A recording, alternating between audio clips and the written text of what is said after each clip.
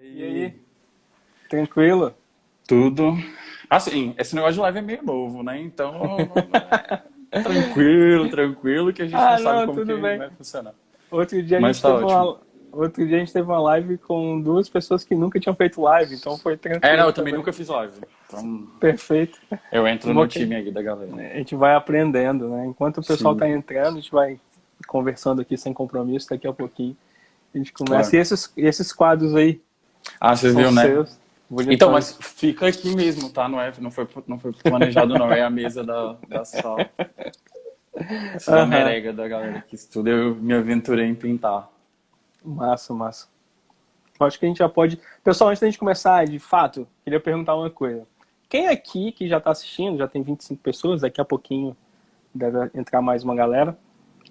Quem aqui já está inscrito no nosso canal do YouTube? Porque, assim, importantíssimo, né? Fica aí a dica. Se não se inscreveu ainda, se inscreva. A gente está começando a colocar conteúdo lá e vai ficar muita coisa boa A daqui para live, frente. a live com o pessoal da educação ambiental, inclusive, vai ser lá, né? Isso. A gente vai divulgar hoje, depois daqui. Uhum. Terminou aqui, a gente vai divulgar. A gente teve um problema com o pessoal que ia participar e teve que reformular algumas coisas, mas vai sair. Então se inscrevam, porque essa live também vai para lá depois. Editadinha, bonitinha. Que responsabilidade.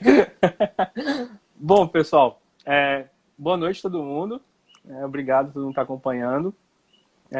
Hoje a gente está com um convidado mais que especial, o Ale para os íntimos, Pros Alexandre. íntimos. Ah, lê pra todo mundo agora, Ale né? para todo Depois, mundo. Todo depois da mundo live. sintam-se íntimos.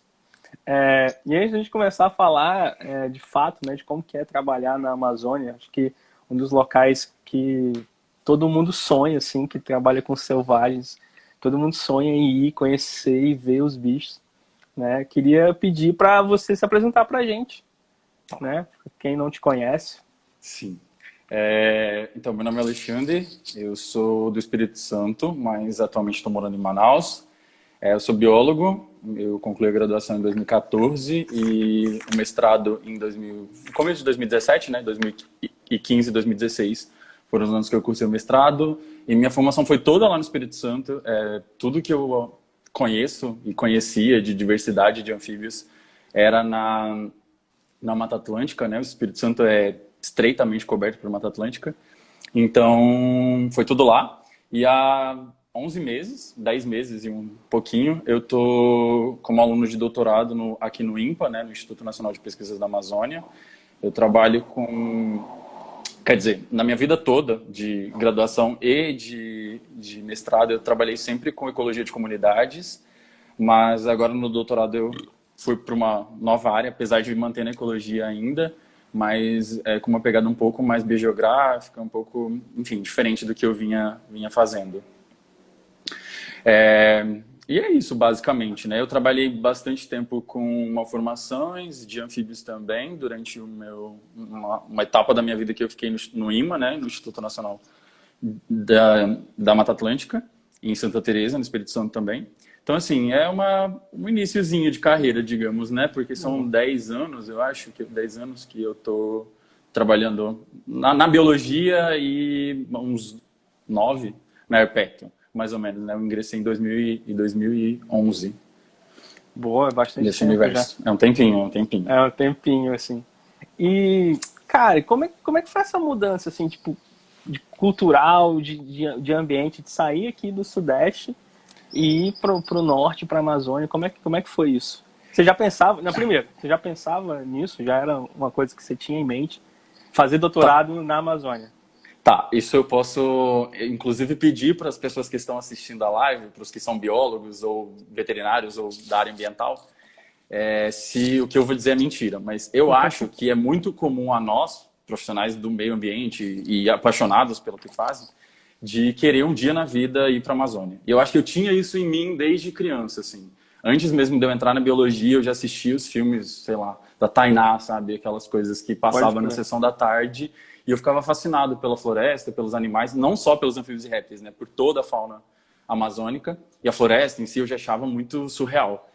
E, assim, no final da graduação me deu uma vontade maior de tentar vir para a região norte, justamente porque eu tinha na minha consciência de que a floresta precisava de nós aqui, né, de mais pessoas trabalhando aqui, por tudo que vem acontecendo ao longo de anos e anos e décadas.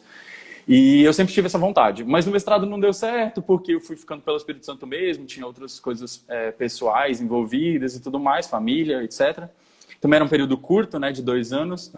E aí, do mestrado para o doutorado, eu dei um tempo, assim, que eu fiquei lá no IMA como PCI. E foi muito bom para eu respirar e pensar direito o que eu queria fazer da vida. E uma dessas vontades era vir para o norte. Mas, igual você falou, é uma mudança cultural e de realidade assim, muito grande. Eu não imaginava que era tanto, eu pensava que fosse, né? Imaginava que era, mas eu fui ter noção de como é depois que eu cheguei. Nesse meio tempo, né, eu fui criando coragem para enviar um e-mail para minha atual orientadora hoje. Eu acho que eu fiquei com o e-mail nos rascunhos lá pelo menos uma semana, assim, até eu tomar coragem de enviar para ela, porque assim, a mulher é, sim, indescritível, né? Não tem palavras para falar dela, assim, o currículo que ela tem, o conhecimento que aquela pesquisadora sabe, né? É incrível. E aí eu fiquei muito receoso, assim, não sei se eu escrevo ou não escrevo, eu escrevo ou não escrevo, mas sem conhecer nada, sem saber como era Manaus, sem saber nada, assim, nada. Só, talvez eu passe. Nunca tinha pisado, nunca tinha. Nunca, jamais, jamais. E aí foi tipo março, assim, fevereiro, março do ano passado que eu escrevi para ela. E aí ela me respondeu, aquela euforia toda, putz, tem que pensar num projeto, e daí começar a ler sobre, e a dimensão do que é a Amazônia só aumentou, né? Só, né, surreal. Incrivelmente, nesse meio tempo, eu recebi um convite para fazer uma consultoria ambiental de herpetofauna em Roraima. E aí esse foi meu primeiro contato com a Amazônia. Então, até então, eu nunca tinha pisado na região norte, em nenhum estado do norte. E eu vim para cá, para Roraima, né, em abril. E uma das minhas... E a conexão do avião, né, foi aqui em Manaus. Enfim, de São Paulo até... Porque eu peguei de Vitória para São Paulo e de São Paulo para Manaus, Boa Vista. Foi muito engraçado, porque de São Paulo, do Espírito Santo para São Paulo, eu fui dormindo todo o trajeto, sem problema nenhum. De São Paulo para Manaus, eu vim completamente ligado e o tempo inteiro na janela, tentando ver quando eu estivesse, né, na floresta. Quando foi passando Mato Grosso, assim, você já vai criando uma expectativa pelo visorzinho lá do localizador do avião, mas você olha para baixo, ainda tem fazenda, né, tem umas coisas assim, a paisagem ainda é diferente. Apesar de que quando você tem os fragmentos, eles são gigantescos também, e é tudo muito maior do que eu estava acostumado, habituado na Mata Atlântica, que já tem uma paisagem um pouco mais recortada. Só que naquele dia, assim como na maioria dos dias aqui, tinha muitas nuvens. Muitas nuvens, então eu não estava vendo nada, era só o branco e não conseguia ver. Quando eu estava chegando em cima de Manaus, que o avião então começou a descer e eu comecei a ver aqueles rios, e eu fiquei tipo, não é possível que isso seja... É tudo muito maior do que você imagina. Você vê na televisão, você lê em livros, você vê fotos reais, você vê na internet. Mas, enfim, eu não tinha noção, pelo menos, né, da dimensão que era antes de realmente ver com os meus próprios olhos, assim, ficar fascinado. E aí eu fui para Boa Vista fazer esse trabalho, continuei conversando com a minha orientadora até participar do processo de seleção. Deu um probleminha aqui no meu computador rapidinho, já resolvi. Tá, não tem problema não. E foi isso, assim. E aí ela me respondeu, assim, super aberta a trabalhar. E eu vi nessa oportunidade, assim, a melhor forma que eu tinha para fazer para chegar aqui, né? E, de fato, me jogar na Amazônia. E aí o resultado saiu, o processo encerrava no final de maio e era para sair o resultado em julho. Só que eu, enfim, criei poucas expectativas. Mas tempos depois, eu recebi um e-mail da coordenação falando que o resultado ia sair antes e que eu tinha que começar a me preparar porque estava tendo um corte de cortes desses que estão acontecendo em grandes proporções no país todo e o programa tinha que implementar as bolsas. Então eu tinha que ser o mais rápido possível, o processo seletivo ia ser mais rápido, eles iam pedir para a comissão ser mais rápida, a documentação que eu mandei tinha que ser tudo muito curto, né? E aí eu fiquei pilhado novamente, mais uma vez. E no final, na metade de junho, eu fui avisado de que eu já tinha que estar aqui no final de junho. ainda, Nossa no mesmo mês. Senhora. Então foi tipo, eu fui avisado no dia 14, porque a bolsa tinha que ser implementada até o dia 15, e no dia 27 eu já estava em Manaus. Mas assim, eu vim só com uma malinha para ficar alguns dias, porque eu voltei para o congresso de Aipeto, que era no Sudeste, que foi realizado, né, no Sudeste no ano passado. E aí daí depois do congresso eu tive algumas formaturas de amigos e coisas, desfazer do meu apartamento no Espírito Santo, dar um jeito de trazer meu gato para a Amazônia e tudo mais. Então, resolver esses problemas, assim. E aí, em julho, eu já estava aqui de novo, né? Na verdade, no comecinho de agosto, nos primeiros dias de agosto, eu já estava aqui. E desde então, eu não fui embora mais. Então, Direto, assim, né? tô direto. Já teria ido visitar meus pais, mas aí, por conta da pandemia, eu acabei ficando. Mas, em resumo, eu não sei de dizer quando que eu fiquei louco de falar vou para a Amazônia e tá decidido. Eu acho que as coisas foram acontecendo e foi bom, porque foi o que me deu coragem mesmo, aquele start de vamos lá, sabe? Entendi. Eu acho que foi mais legal agora. Mas, enfim, eu acho que, de novo, as pessoas podem confirmar que esse sentimento de querer estar na Amazônia é muito real em todo mundo. Então, eu só não sabia a época, mas eu sabia que um dia na minha vida eu ia vir. Sim. É um dos locais que, pô, eu morro de vontade de conhecer, né? Já falei. Era para eu ter ido antes, no começo do ano era para eu ter ido, mais ou menos, para fazer um trabalho de consultoria também, né? Um resgate. Só que as coisas foram atrasando e aí teve pandemia e tudo mais e acabou que não fui. Eu acho que não vou mais por conta disso. Sério? Né? Eu acho que não vai rolar mais essa visita por enquanto. Mas assim que acabar esses isolamentos, assim que tivermos segurança para viajar, brotarei aí com certeza. Eu tenho uma pergunta para fazer sobre o seu projeto especificamente, mas tem uma pergunta aqui antes, do Igor, né? Qual foi o maior choque ao fazer campo na Amazônia? Peraí. Por partes, então. Vamos por partes. A gente fala do choque do campo. Você já chegou aí naquela vontade, imagina que você chegou na vontade, tipo, quero ir ver os bichos, quero ir não sei o quê. Exato. Né? Por isso que eu falei com você que o tema da nossa conversa poderia ser exatamente esse, né?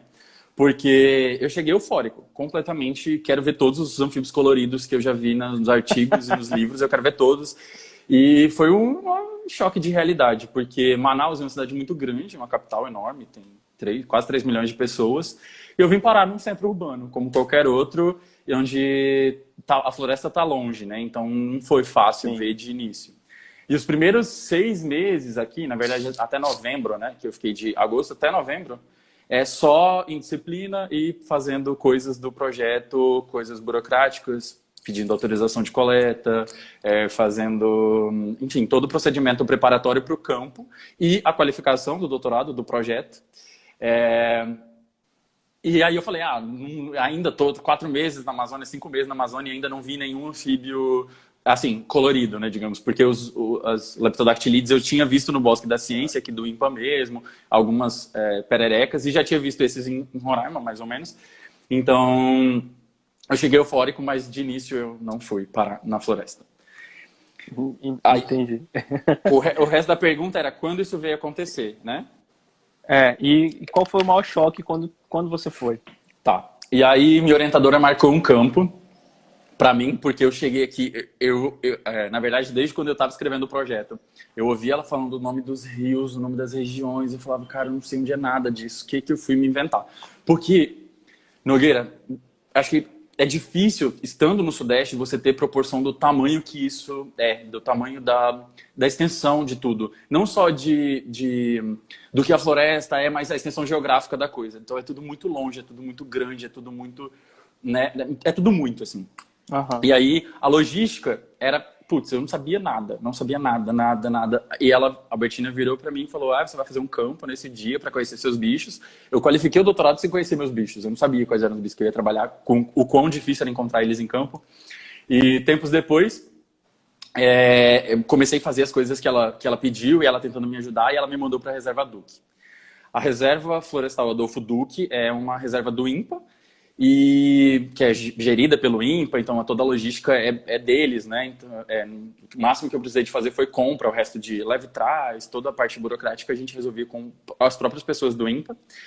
E eu lembro de que em 2014, eu acho, quando chegou uns bichos daqui da Amazônia para eu tombar na coleção do Melo Leitão lá em Santa Teresa, no Espírito Santo, eu peguei esse guia, um guia dela, da Albertina, nas mãos para poder identificar os bichos que eu ia depositar na coleção. Que não foram coletados por herpetólogos, né, foram coletados por entomólogos, ocasionalmente, né, porque caiu em pitfall de inseto, então os bichos foram parar lá. E eu vi aquele guia, ficava maravilhado e tudo mais, mas nunca imaginei que eu fosse pisar um dia, né, na Reserva Duque. E aí a Albertina me mandou para lá. Então esse foi o meu primeiro contato, assim, foi dentro de uma reserva que é bastante grandinha, perto das áreas que a gente está acostumado no Sudeste, né?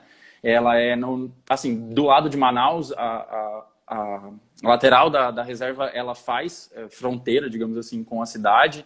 Então tem bastante invasão, dentro tem toda uma problemática associada a isso, que não vem ao caso agora, mas esse foi meu primeiro campo. E assim, eu fui para lá com o objetivo de ver os meus prichimantes. O Igor, que tá assistindo a live, ele estava comigo no dia. E eu tinha que procurar prichimantes, mas assim, cara, era impossível, porque eu parava para olhar tudo, eu não conseguia focar só nos meus, sabe? Era muito bicho, muita informação, muito tudo. Né?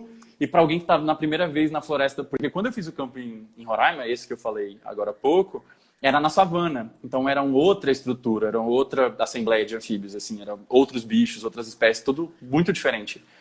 E fazer esse primeiro numa floresta densa, digamos assim, cara, foi indescritível. Eu não conseguia parar, eu simplesmente, os 2 primeiros dias, assim, para Prichimantes, que é o meu grupo, né, que depois eu vou falar do projeto, eu mesmo não vi, porque eu fiquei mais tempo, eu acho, nesses 2 primeiros dias, maravilhado com as outras coisas, e o que eu também já esperava, e já me planejei para isso, eu falei, cara, eu acho que eu vou ficar muito tempo, pelo menos no começo, observando as outras coisas. E volta e meia você para, não tem como. Você tá focado no seu projeto, nos seus dados que você tem que coletar, mas aí você olha, você vê um bicho maravilhoso, você vai parar, você vai querer tirar foto, você vai querer ver o bicho, saber apreciar aquilo ali. Até acostumar, né? Até acostumar. Eu acho que eu nunca vou acostumar, na verdade, porque toda vez é uma novidade, assim, então sempre vai ser diferente, eu acho. Esse guia que você comentou, né, que é o Guia de Sapos, né, da Reserva Duque. Isso, o Guia de Sapos da Reserva Duque. Esse foi um dos primeiros livros que eu peguei para ler, assim, tanto o Guia de Sapos e tem o Guia de Lagartos.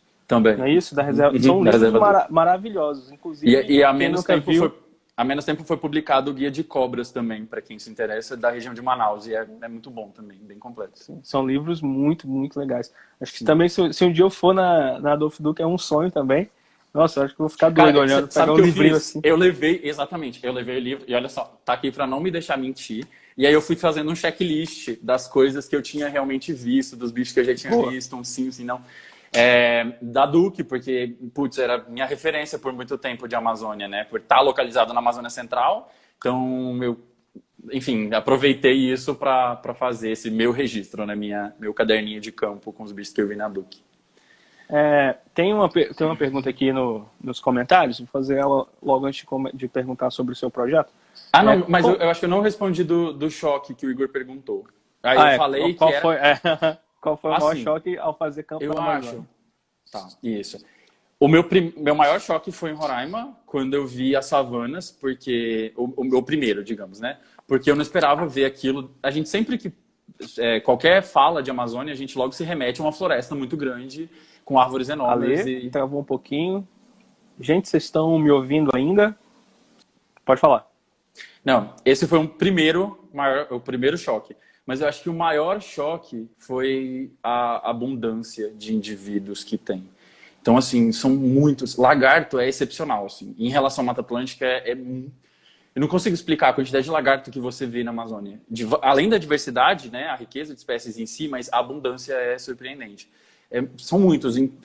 Assim, eu tinha por mim como parâmetro os lagartos arborícolas, né? Então, quando você chega aqui e você passa a notar que eles são muito abundantes, você fala, isso não é comum, né?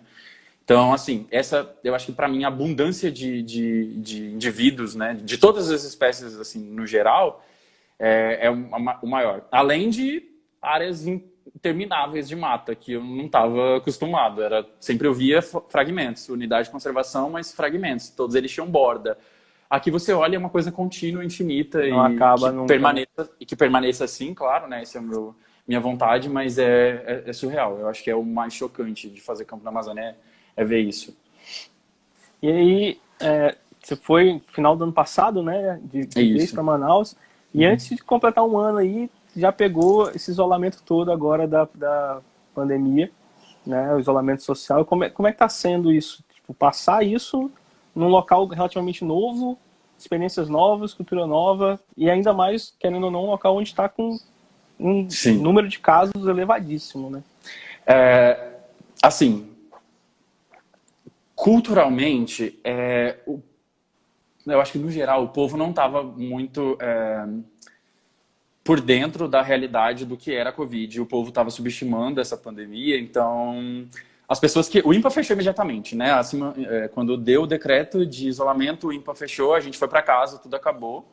E é isso, já tem desde o dia 16/3 que eu tô dentro de casa. Eu só saí, acho que uma vez a cada 9, 10 dias para fazer compras no mercado, e é no máximo. E a gente vai ainda 9 horas da noite, sabe, para pegar os supermercados vazios.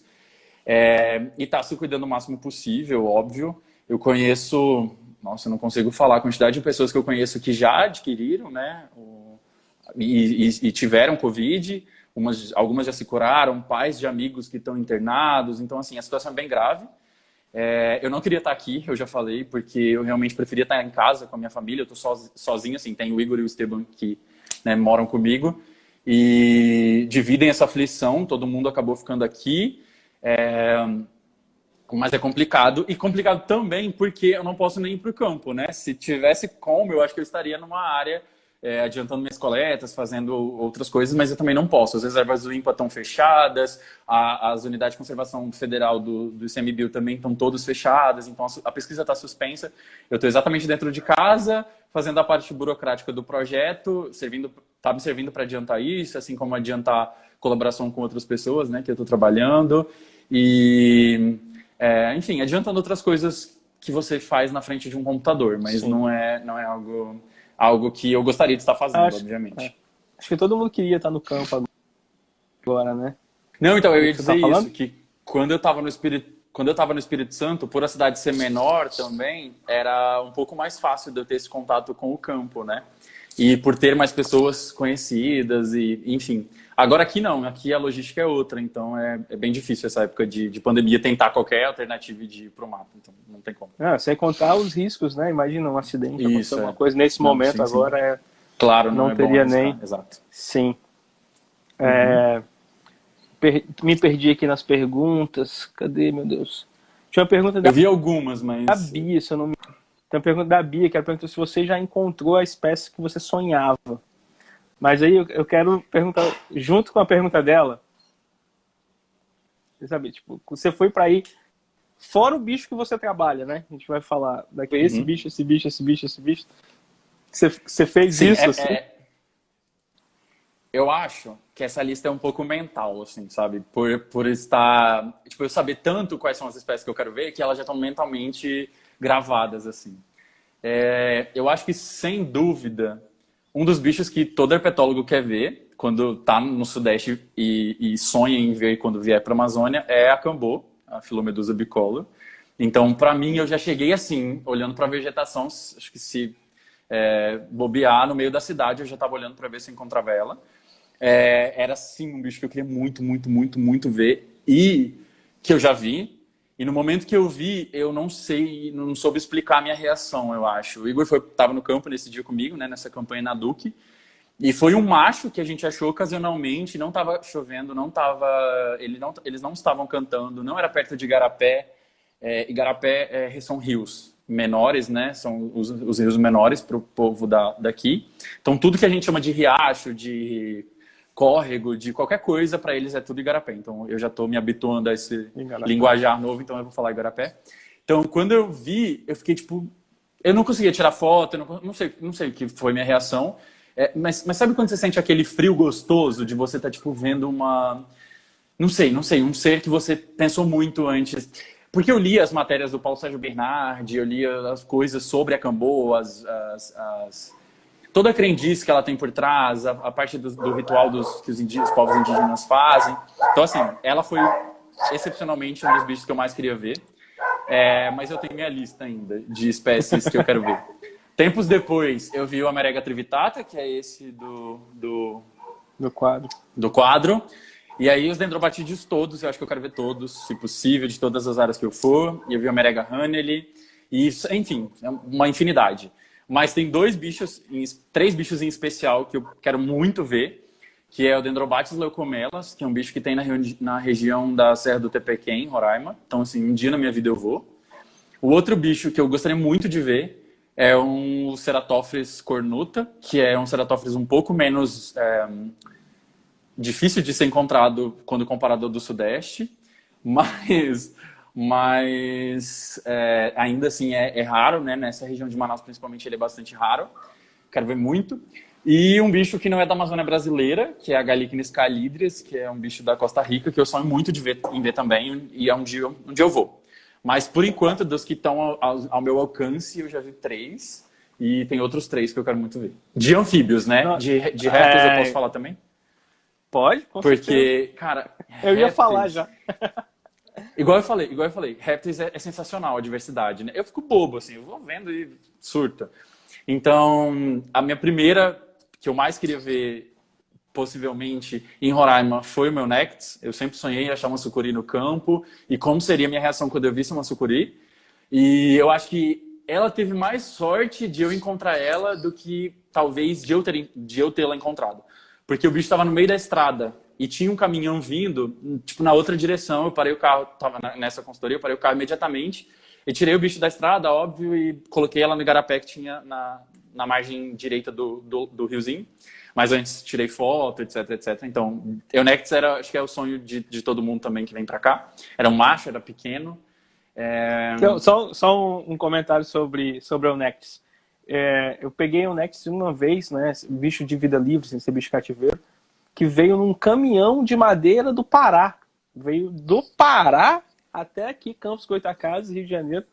E chegou aqui, os caras foram descarregar o caminhão, e aí tinha uma sucuri no caminhão, né? E todo mundo... Quando o cara me ligou assim, Henrique, tem uma sucuri aqui. Eu falei, não é uma sucuri. Deve ser, sei lá, uma epícrates. Sabe? Algum bicho, molinha, alguma coisa assim, uma jiboia diferenciada. E falei, não é uma sucuri, não é impossível ter uma sucuri. Aí era uma sucuri. E era grande? Não, era uma jovenzinha, assim, devia ter. Não tinha nem 2 metros. O seu registro, a minha também era mais ou menos nesse tamanho. O seu registro é mais por sorte do que o meu ainda, né? Porque a sucuri saiu da área e encontrou com você, e eu vim para a área para encontrá-la. Foi na segunda campanha ainda, na primeira eu não vi. Então, o Eunectes é sensacional, vi, e eu acho que todo herpetólogo ficaria feliz quando fica feliz quando encontra esse bicho no campo, independente de quantas vezes. É um bicho bastante raro de encontrar, tem amigos que fazem campo aqui e falam que não conseguem encontrar, é um bicho realmente bem raro, por isso que a gente fica muito triste quando as pessoas matam, né, porque a gente sabe que, enfim, elas deram sorte de encontrar o bicho, e a gente que procura por eles não encontra. Outro bicho que eu vi e fiquei maravilhado é a Corallus caninus, a periquitamboia, que também acho que é outro sonho. Assim, sensacional, a sensação é indescritível, as cores que aquele bicho tem. Eu postei as fotos, né, mandei para vocês também viram. Então, de cobra ela. Eu acho que eu vi a coral verdadeira, a Micrurus Avery na Duque também, e que eu achei um bicho bastante bonito. E um bicho que eu quero muito ver é a Lachesis, né? Ou Lachesis, né? Depende de como as pessoas falam. Já fui em áreas onde o bicho ocorre, mas até então não consegui ainda, né? Eu fiz poucos campos, na verdade. Meus campos duraram de novembro do ano passado até fevereiro, o meu último campo. Então, assim, eu tive 4 meses no mato, né? Bastante no mato, mas ainda não encontrei. Cara, de lagarto, eu acho que eu não consigo escolher um favorito, porque eles são muito bonitos, né? Assim. Tem um gênero que eu não conhecia, que era o gênero Plica, e o bicho é lindo, lindo, lindo, lindo, lindo, lindo. Tem alguns anoles também que são bem bonitos. O tamaquaré, que é o Uranoscodon superciliosus, o nome popular, que é um lagarto que nada, né? Ele nada com uma certa facilidade, ele fica em ambientes um pouquinho alagados, assim. E é lindo também. E fora iguana, né, cara? Iguana, eu tô dentro do INPA e as iguanas estão atravessando, assim, no meio dos carros. Iguana rodo, né? Iguana rodo. E assim, por mais que ela seja comum, é feliz porque encontrá-las, porque elas são muito bonitas, os filhotes são muito coloridos, ou os machos são muito grandes, as fêmeas, né, são bem maiores ainda. Então, todos, né, tudo muito Amazônia, assim, não consigo definir algo melhor do que isso. Aqui. Tá, eu acho que eu forcei o Brian a defender o TCC dele um pouco mais cedo, porque ele tinha me convidado para ser banca. E eu queria muito, claro, mas eu falei, Brian, eu vou por conta, né, de toda aquela burocracia e problemática que foi minha vinda para cá. E eu tenho só até essa data. Ele falou assim, tudo bem, eu defendo um dia antes. E ele aceitou, assim, o Brian aceitou de primeira. Tá bom, eu vou defender o TCC no dia antes. E nas minhas vésperas de Santa Teresa, meu apartamento todo empacotado, minha mãe tirando coisa, vendendo móvel, levando móvel para casa dela, e eu indo para Vitória para participar da banca do TCC do Brian. O Ata está perguntando como é que está sendo sua adaptação à cultura daí. Cara, eu acho que é a parte mais difícil. E, assim, eu chamo o norte de um país. Porque é muito diferente do que eu tinha de... Assim, eu já imaginava que fosse igual a Amazônia. Eu já imaginava que fosse diferente, mas eu não imaginava que fosse tanto. É estranho você vir para um lugar que é dentro do seu país e você não conhecer comidas, não conhecer frutas, não conhecer tanta coisa boa, sabe, de regional, que... É difícil, assim. No começo, assim, até hoje eu tenho a culinária deles daqui é bastante peculiar. Então, por exemplo, eu não gosto muito de coentro. Eu tive que aprender que tudo vai ter coentro quando você vai comer fora de casa. Mas em compensação, por exemplo, açaí virou vício. Já era vício no Sudeste, mas aqui virou muito mais, porque é mais barato, então... E é diferente o açaí. E as frutas, cara, quando eu cheguei aqui, comecei a ouvir cupuaçu já conhecia, mas taperebá, tucumã, buriti, coisas que, né, frutos e frutas que as pessoas daqui se alimentam e que são muito bons. Assim, eu falo que hoje eu sou meio manauara no sentido de vício em tucumã, eu adoro aquilo, sabe? É um frutinho, é um coquinho. Você compra 30 quando tá na época e aí você tem que raspar aquilo para fazer, tipo, 2 tapiocas. Porque é muito pouco que tem. Mas vale super a pena. Quando eu voltar para o Sudeste, eu já queria levar para as pessoas daí comerem, sabe? A gente fazer uma noite de tapioca com tucumã, porque é muito bom. Boa. Eu super apoio, porque tapioca é um negócio que eu adoro, né? Sim. Eu sou nordestino, não sei se a galera sabe disso. E eles têm... Então, tem muita gente daqui, inclusive, que são pessoas do Ceará que vieram morar em Manaus. Assim, tem uma influência do Nordeste muito forte. Eu acho que a tapioca em si, eu acho que é um prato que veio muito de vocês, assim, das pessoas daí. Outra coisa muito que eu aprendi a gostar muito é de peixe, por exemplo. Eu não comia peixe no Sudeste. Acho que eu tenho um pouquinho de receio de comer peixe marinho, né? Então, não gosto muito. E aí, eu também acabei não comendo peixe de forma nenhuma. E agora, eu estou imensamente aberto a me alimentar de peixe. E todo mundo aqui é. Então, você tem que aprender a ser ou você não vai se enturmar com as pessoas daqui, né? Entendi. Mas culturalmente é muito legal. Outra é que as músicas do Norte eu fiquei, tipo... Putz, dentro do meu país, assim, quanta coisa eu não conhecia, sabe? Que eles têm.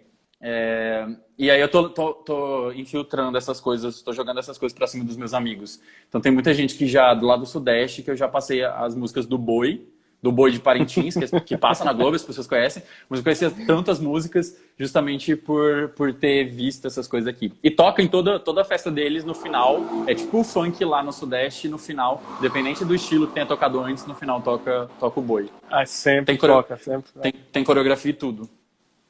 Massa demais. Vai voltar dançando tudo. Sim. Aqui, fala especificamente do seu projeto, né? Tipo, você teve já tinha vontade de ir, já conhecia o trabalho da sua orientadora hoje, né? Já conhecia antes, acho isso importantíssimo. Mas como que é escrever um projeto sobre um bicho que você nunca viu na vida, né? Como é que é escrever um projeto sobre bicho que você nunca viu, de um lugar que você nunca foi? Como que é isso? As pessoas que me conhecem, assim, a Marcele perguntou só se eu já amo tambaqui assado. Já. E foi meio que amor à primeira vista. Assim, quando eu comi, eu falei, putz, que peixe bom. Então, sim, só aproveitando aí para responder a pergunta dela referente a... Nogueira, eu digo que foi... As pessoas que me conhecem sabem que eu saí completamente da minha zona de conforto, não só por deixar de trabalhar com ecologia de comunidades e passar a trabalhar com populações, biogeografia, taxonomia, agora de fato, porque o que eu fazia com história natural e é uma taxonomia bem simplista, não chegam nem aos pés do que eu realmente enxergo e o que eu estou fazendo hoje. Mas eu juro que parecia que eu estava aprendendo a ler. Eu falei isso com algumas pessoas, porque você começar a ver trabalhos que você não faz ideia dos termos, assim, e tudo na parte de biogeografia. E aí quando você vai para os bichos, que é para os meus organismos de estudos, que são prestimantes, são pequenas rãzinhas, que eu posso falar um pouco de algumas características peculiares delas, mas quando a gente for editar para eu colocar no YouTube, dá para colocar uma foto dela, do ladinho. Tá, beleza. Tá. E aí, o que acontece? Quando ela me falou desses prestimantes, eu tinha por mim que eram parecidos com os bichos do Sudeste, ok, é uma rãzinha, vou trabalhar, tá tudo bem. Mas nunca tinha lido muito sobre. E aí eu caio dentro de complexos de espécies de um gênero que tem mais de 500 espécies. Então, assim, é um gênero mais diversificado dentre os vertebrados. Então, é um gênero... Putz, enfim. E aí, tem mais de 500 espécies. E aí, escrever sobre isso era literalmente estar aprendendo a ler, sabe? Mas valeu a pena, no sentido de... pessoal, né, de eu ver que eu consigo começar de novo, num lugar novo e etc. Ou mesmo antes de vir para cá, escrever sobre um lugar novo. E ver que eu não sei tudo, porque eu estava no Espírito Santo e conhecia tudo dali, então para mim o mundo se resumia bastante àquilo, mas foi de um crescimento absurdo, assim. Mas a experiência o que eu tirei de experiência tem que ter disposição. Eu acho que cara, assim, você se jogar à prova do profissional que você é e falar, vou ser capaz de chegar até ali. E eu cheguei aqui cheio de dúvidas e cheguei aqui muito mais maduro, talvez no sentido de entender que eu não sabia tudo e que eu tinha tanta coisa nova para aprender, assim, e não só, assim, tinha coisa de anfíbio que eu falava, putz, isso aí eu também não sabia, entende? Tinha coisa que talvez, anos atrás, eu fosse ignorante ao ponto de achar que, é uma informação irrelevante. Mas, assim, o quanto você cresce, eu acho que eu vou indicar isso para todo mundo que eu conhecer, saindo da sua zona de conforto. Não só do seu objeto de estudo, mas também do seu lugar que você vai estudar e a ciência que está por trás disso, eu acho que é muito enriquecedor, assim. Eu vejo porque eu tenho muitos colegas que sempre trabalharam numa linha de pesquisa durante a vida, né? Então fizeram a graduação, às vezes avaliando um aspecto de um bicho, aí foram para o mestrado para terminar de responder uma pergunta que surgiu na graduação, e do doutorado fizeram alguma coisa mais similar a isso. E eu falei, não, eu quero completamente diferente, eu quero aprender molecular, eu quero fazer, enfim, tudo do zero, assim, como se fosse, né? Tudo do zero, e na Amazônia. E a parte de escrita foi sofrida, assim. Eu vi o Igor escrevendo o projeto de doutorado dele, com bichos daqui e tudo mais, não estou dizendo que foi mais fácil, mas eu vi o quanto ele já conhecia e o quanto eu fiquei... O que é esse prestiamante, sabe? E onde é que é esse rio? A Albertina falava interflúvio, purus madeira, eu ficava, putz, o que é isso? Eu não sei. Eu acho que ela me achava ignorante nos primeiros e-mails que a gente trocou, mas até eu me habituar à leitura sobre a Amazônia, né, e sobre o norte, a região como um todo, foi bem sofrido. Até hoje né, não vou ser hipócrita de dizer que eu já aprendi, mas foi bem sofrido. Mas vale a pena. Massa. E você conseguiu ver o seu bicho? Se você falou, eu passei batido. Você conseguiu ver o seu bicho no campo, naquele campo que você fez? Sim, no primeiro dia. O Igor ficou fotografando a minha cara quando eu achei os prestimantes, porque eles são tão emblemáticos que eles são muito pouco coletados. É um bicho que tem um canto muito curtinho, muito peculiar, parece um grilo, então muita gente não coleta. Em trabalhos de inventários ele é pouco coletado. Consultoria, ele aparece muito pouco nos relatórios, mas ele sempre está ali. E eu estou reparando isso. Todo pedacinho de mata, assim, que tem com uma condição mínima de preservação, o bicho está ali. E aí, semanas antes de eu ir para Duque, eu fiquei o tempo inteiro de fone, ouvindo o canto do bicho, ouvindo o canto do bicho. São dois, né? Ouvindo o canto do bicho, ouvindo o canto do bicho, para eu saber que quando eu escutasse ele, eu ia sacar na hora e começar a procurá-la a partir daí. E a Albertina, além dos, sei lá, centenas de artigos que ela já tem publicado, ela é um tesouro, assim, de conhecimento de história natural dos bichos. E ela me disse muita coisa. Ela falou assim, eles vão estar assim, cantando assim, nesse tipo de vegetação, nessa altura, porque apesar de serem ranzinhos, eles ficam empoleirados, né? E eles começam cantando mais ou menos a 2 metros, 3 metros de altura, ou seja, acima do que a gente consegue enxergar, e eles vêm descendo durante a noite. E vocalizando. Então, Ale, assim... repete essa parte, por favor. Eles começam Qual? cantando, é porque travou Isso. um pouquinho. Eles começam cantando no alto. Por volta das 6 horas, eles já começam a cantar, mas eles estão no alto. Tipo, 2, 3 metros de altura. O Zimmermann, que é um dos grupos, ele começa mais alto ainda e o Okendene começa um pouquinho mais baixo.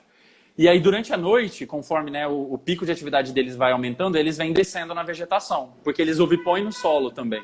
Então, o desenvolvimento é direto, o bicho ovipõe no solo. E eles são muito pequenos. Os machos têm 1,4 centímetros. Então, assim, é um bicho de centímetros. O macho, a fêmea é um pouquinho maior. Ela é meio que... maior do que o macho ainda um terço, assim. Então, a fêmea é um pouquinho maior. Mas a gente começou a prestar atenção e eu, putz, é esse. Tipo, os dois, assim, né? Então, vamos ouvir.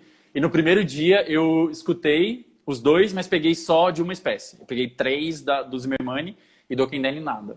Assim, porque o Zimmermann também, ele é um bicho, esse Trichimantes, ele parece mais ainda uma pererequinha, ele lembra, às vezes, uma fritiziana, alguma coisa assim, da posiçãozinha que ele fica na vegetação, e mais no alto. Só que como ele é amarelado, o saco vocal dele também é um pouquinho mais fácil de ver quando a luz da lanterna bate. Uhum. O Okendene é muito pequeno e ele é muito pontual. Assim, os Zimmermanns, eles cantam em clareiras, né? Então, quando uma árvore cai na mata, eles ficam nas bordas dessas clareiras. E foi isso que a Bertina falou comigo. Você vai encontrar eles ali. Isso não está em artigo, isso não está em nada, mas ela tinha essa informação para ela e ela falou, você vai coletar ali. E eu fui, e deu super certo. E eu uso essa técnica para coletar todos. Mas o Okendene não. E o Okendene, ele tem uma distribuição muito aleatória. Então, assim, eu tô aqui, eu ouvi um e daí, sei lá, 20 metros de trilha, 50 metros de trilha, às vezes, para você escutar outro. Eles não cantam tão aglomerados assim. Mas ouvi ele, né, nesse dia. E eu fiquei 5 dias no campo direto, de segunda a sábado de manhã. E nessa expedição a gente conseguiu achar 2, eu acho. 2 num dia que choveu e eles estavam um pouquinho mais animados. E eles também são do tipo, o Zimmermann, o canto dele é muito contínuo. Então ele fica pi, pi, pi, pi, infinito. Às vezes dura 1 minuto. Agora, o Okendene, ele tem um canto de menos do que 1 segundo. E aí ele volta a cantar 7 minutos depois, às vezes 10 minutos depois. Então é só um tri, e aí você tem que esperar 7 minutos para você ouvir de novo, para você ir até ele, entendeu? Então tem toda essa problemática por trás. E eu fico brincando com os meninos, eu falo, cara, eu entendi porque que a Albertina mandou eu trabalhar com esses bichos. Porque alguém que é daqui e conhece, sabe que esses bichos são assim para encontrar, não ia querer trabalhar, sabe? A pessoa ia falar, não vou, é um bicho problemático demais para ser encontrado, né? Tem muito pouco deles em museus, assim, em coleções. Eu tentei fazer o levantamento para conseguir tecido e tudo mais, e assim, é um bicho, apesar de abundante, muito, muito, muito, muito pouco coletado. Mas Massa. E método de coleta é só buscativa ou tem algum armadilhamento que dá para fazer? Não, nada. Não dá porque ele é uma não dá para fazer. Ele é uma pererequinha, né? Uma rãzinha, mas com discos na ponta. Então ele vive como se fosse uma pererequinha, escala. Então ele sairia de baldes. Ele também não vive no chão, ele vive na vegetação. E o problema é que ele é muito discreto. Então, assim, por ele ser discreto, ele passa despercebido por muito herpetólogo. E eu acho que passaria por mim em outros tempos, hoje em dia não, né? Mas em outros tempos talvez passaria por mim. Mas o bom é que eles cantam, cara. Porque se esse bicho não cantasse, era impossível. Não cantasse, imagina. Nogueira, achar a fêmea, a Albertina, ela deve achar que eu sou louco, porque ela queria que eu achasse fêmeas para a descrição de uma espécie nova que a gente está trabalhando, e precisa da fêmea, logicamente. E eu fiquei 2 meses no campo, indo freneticamente na Duque, e eu encontrei uma fêmea até hoje. Então, assim, ela mesma, ela falou que já viu, mas ela nunca nem chegou a coletar fêmeas lá na Duque, porque você não vê. Pensa, um bicho que é completamente críptico com o ambiente, pelas cores que ele tem, pela textura que ele tem, pequeno, não canta, pequeno, na vegetação, até 2 metros de altura e não canta. Impossível, cara, impossível de achar. Os outros, dos outros grupos, do fenestratus, outras espécies de pristimantes, legal, o bicho canta, você consegue gravar ele cantando, que é uma maravilha. O Igor filmou o pristimantes cantando na cara dele com a lanterna. Agora, os meus, não, os que eu tô trabalhando, desculpa, né, o bicho não é meu, mas o bicho que eu tô trabalhando, ele é muito complexo de achar. Aí, beleza. Os amplexos, eu já achei 2 amplexos de Zimmermanni e uma fêmea. Então, eu consegui 3 fêmeas de Zimmermanni, que é outra espécie, mas tudo bem, ok, já tá. Agora, o Okendeni é impossível. Tempos depois, a gente foi para Balbina fazer um campo lá, que se vocês puderem ler a história da vila de Balbina, onde tem o lago de Balbina, né, que é uma hidrelétrica que abastece a região aqui, e aí tem uma reserva enorme lá e a gente foi coletar lá. Nogueira, eu preciso coletar 7 bichos, né, gravar o canto e coletar 7 bichos de cada localidade que eu vou. E aí, nesse dia, para você ter ideia, estava muito bom o campo. Eu me programei para ficar 8 dias lá para pegar os pristimantes. E no primeiro dia eu tinha coletado 7. Na primeira noite eu coletei e gravei 7 Okendenis, que era o mais difícil. Tipo, foi completamente diferente do que eu estava esperando, né? Eu estava esperando que o Zimmermanni fosse mais fácil. Já era janeiro, eu não consegui coletar nenhum Zimmermanni, porque eles muito provavelmente já tinham reproduzido e eles estavam no alto e não desciam. Então, assim, estavam 4 metros de altura e não desciam por nada, eu não consegui pegar. Nesse dia, que estava chovendo muito e que eu consegui pegar todos eu consegui escolher os pristimantes, o Okendeni que eu queria, porque todos estavam muito exibidos. Eu estava gravando um aqui, sabe, com o microfone direcionado para esse, com fone de ouvido na orelha e com a lanterna apagada. Aí tinha muito mosquito. Eu liguei a luz da lanterna para começar, tipo, espantar os mosquitos de mim. E virei pro lado, assim, eu vi numa palmeira. Sabe quando a sua visão lateral mostra, assim? Eu vi na palmeira, algo pulou na folhinha e começou a escalar. Eu larguei microfone, eu larguei bicho que eu tava gravando, eu larguei tudo e fui ver, era uma fêmea. Mas de uma localidade que, assim, nem era tão necessário. Mas como elas são tão difíceis de achar, eu larguei tudo, assim, eu fiquei eufórico e fui atrás, sabe? E aí, para esse bicho, eu já fiz vários campos em vão, assim, vários campos que eu fui e não consegui encontrar. O bicho é bastante problemático, assim, emblemático. Você falou dessa dificuldade de encontrar, eu queria comentar 2 coisas, na verdade. Primeiro, você disse que tem um dos seus bichos que eles são encontrados em clareira, né? Que essa informação não está em artigo. Cara, eu fico pensando na quantidade de dados nesse sentido, sabe? Sobre o hábitat do animal, onde encontrar um animal que simplesmente passa batido na hora de se escrever sobre o animal. Às vezes o pesquisador não percebe isso, ou às vezes percebe e já não coloca, já para camuflar. É aquela coisa que a gente fala, o pulo do gato, né? Quando você vai para receita que não é sua, e aí nunca fica igual. Ou então você vai fazer um trabalho, mas fulaninho fez desse jeito, eu fiz exatamente igual, mas não consegui o mesmo resultado. Né? Essas coisas, assim, eu fico pensando muito sobre essas coisas. E por que nunca viu? Por que ninguém nunca viu? Por que algumas pessoas acham e outras pessoas não acham? E outras pessoas estão na mesma área. Outras pessoas não acham. Albertine, exatamente. Igual eu falei, cara, ela tem, sei lá, centenas, assim, mais que uma centena eu tenho certeza, de artigos publicados. E parcerias com todo mundo, e tudo, livros, etc, etc. E mais do que isso, o que ela guarda de conhecimento com ela, assim, na mente dela, de informação de história natural, de como o bicho vai estar, de como, né, a vivência do campo, assim, de como chegar lá, eu não consigo descrever, assim. Às vezes ela fala coisas e eu anoto, porque depois faz tudo faz muito sentido, as observações dela no campo, assim. E ela é uma das coisas que eu acho que ela fica indagar, assim, isso indaga ela, o porquê desses bichos estarem em clareiras. Então ela falou comigo, ela falou, Ale, eu queria muito achar um aluno de mestrado para tentar responder essa pergunta, porque fazer experimentos nas clareiras mesmo, montar, porque ela sabe essa informação de uma percepção dela, mas aí, ao rigor do método científico, isso não foi desenvolvido ainda, sabe? Então, por isso que eu acho que ela nunca escreveu sobre, né?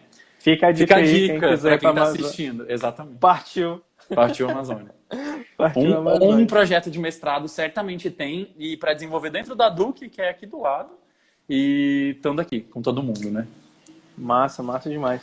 O Eimar tá falando, pediram para comentar sobre suas artes, né? Mas aí tá. a Camila pediu, mas aí a gente pode comentar, comenta logo agora. Depois. Cara, isso aí, assim, para os meus amigos que você também já viu, que me seguem no Insta, eu já tinha até feito uma publicaçãozinha. Isso foi muito ao acaso. Eu lembro que quando eu era sexta série, eu tinha pintado algumas coisas num projeto que tinha na escola, e eu vi que eu gostava de pintar, mas morreu nisso, né? Nunca florou, nunca desenvolvi.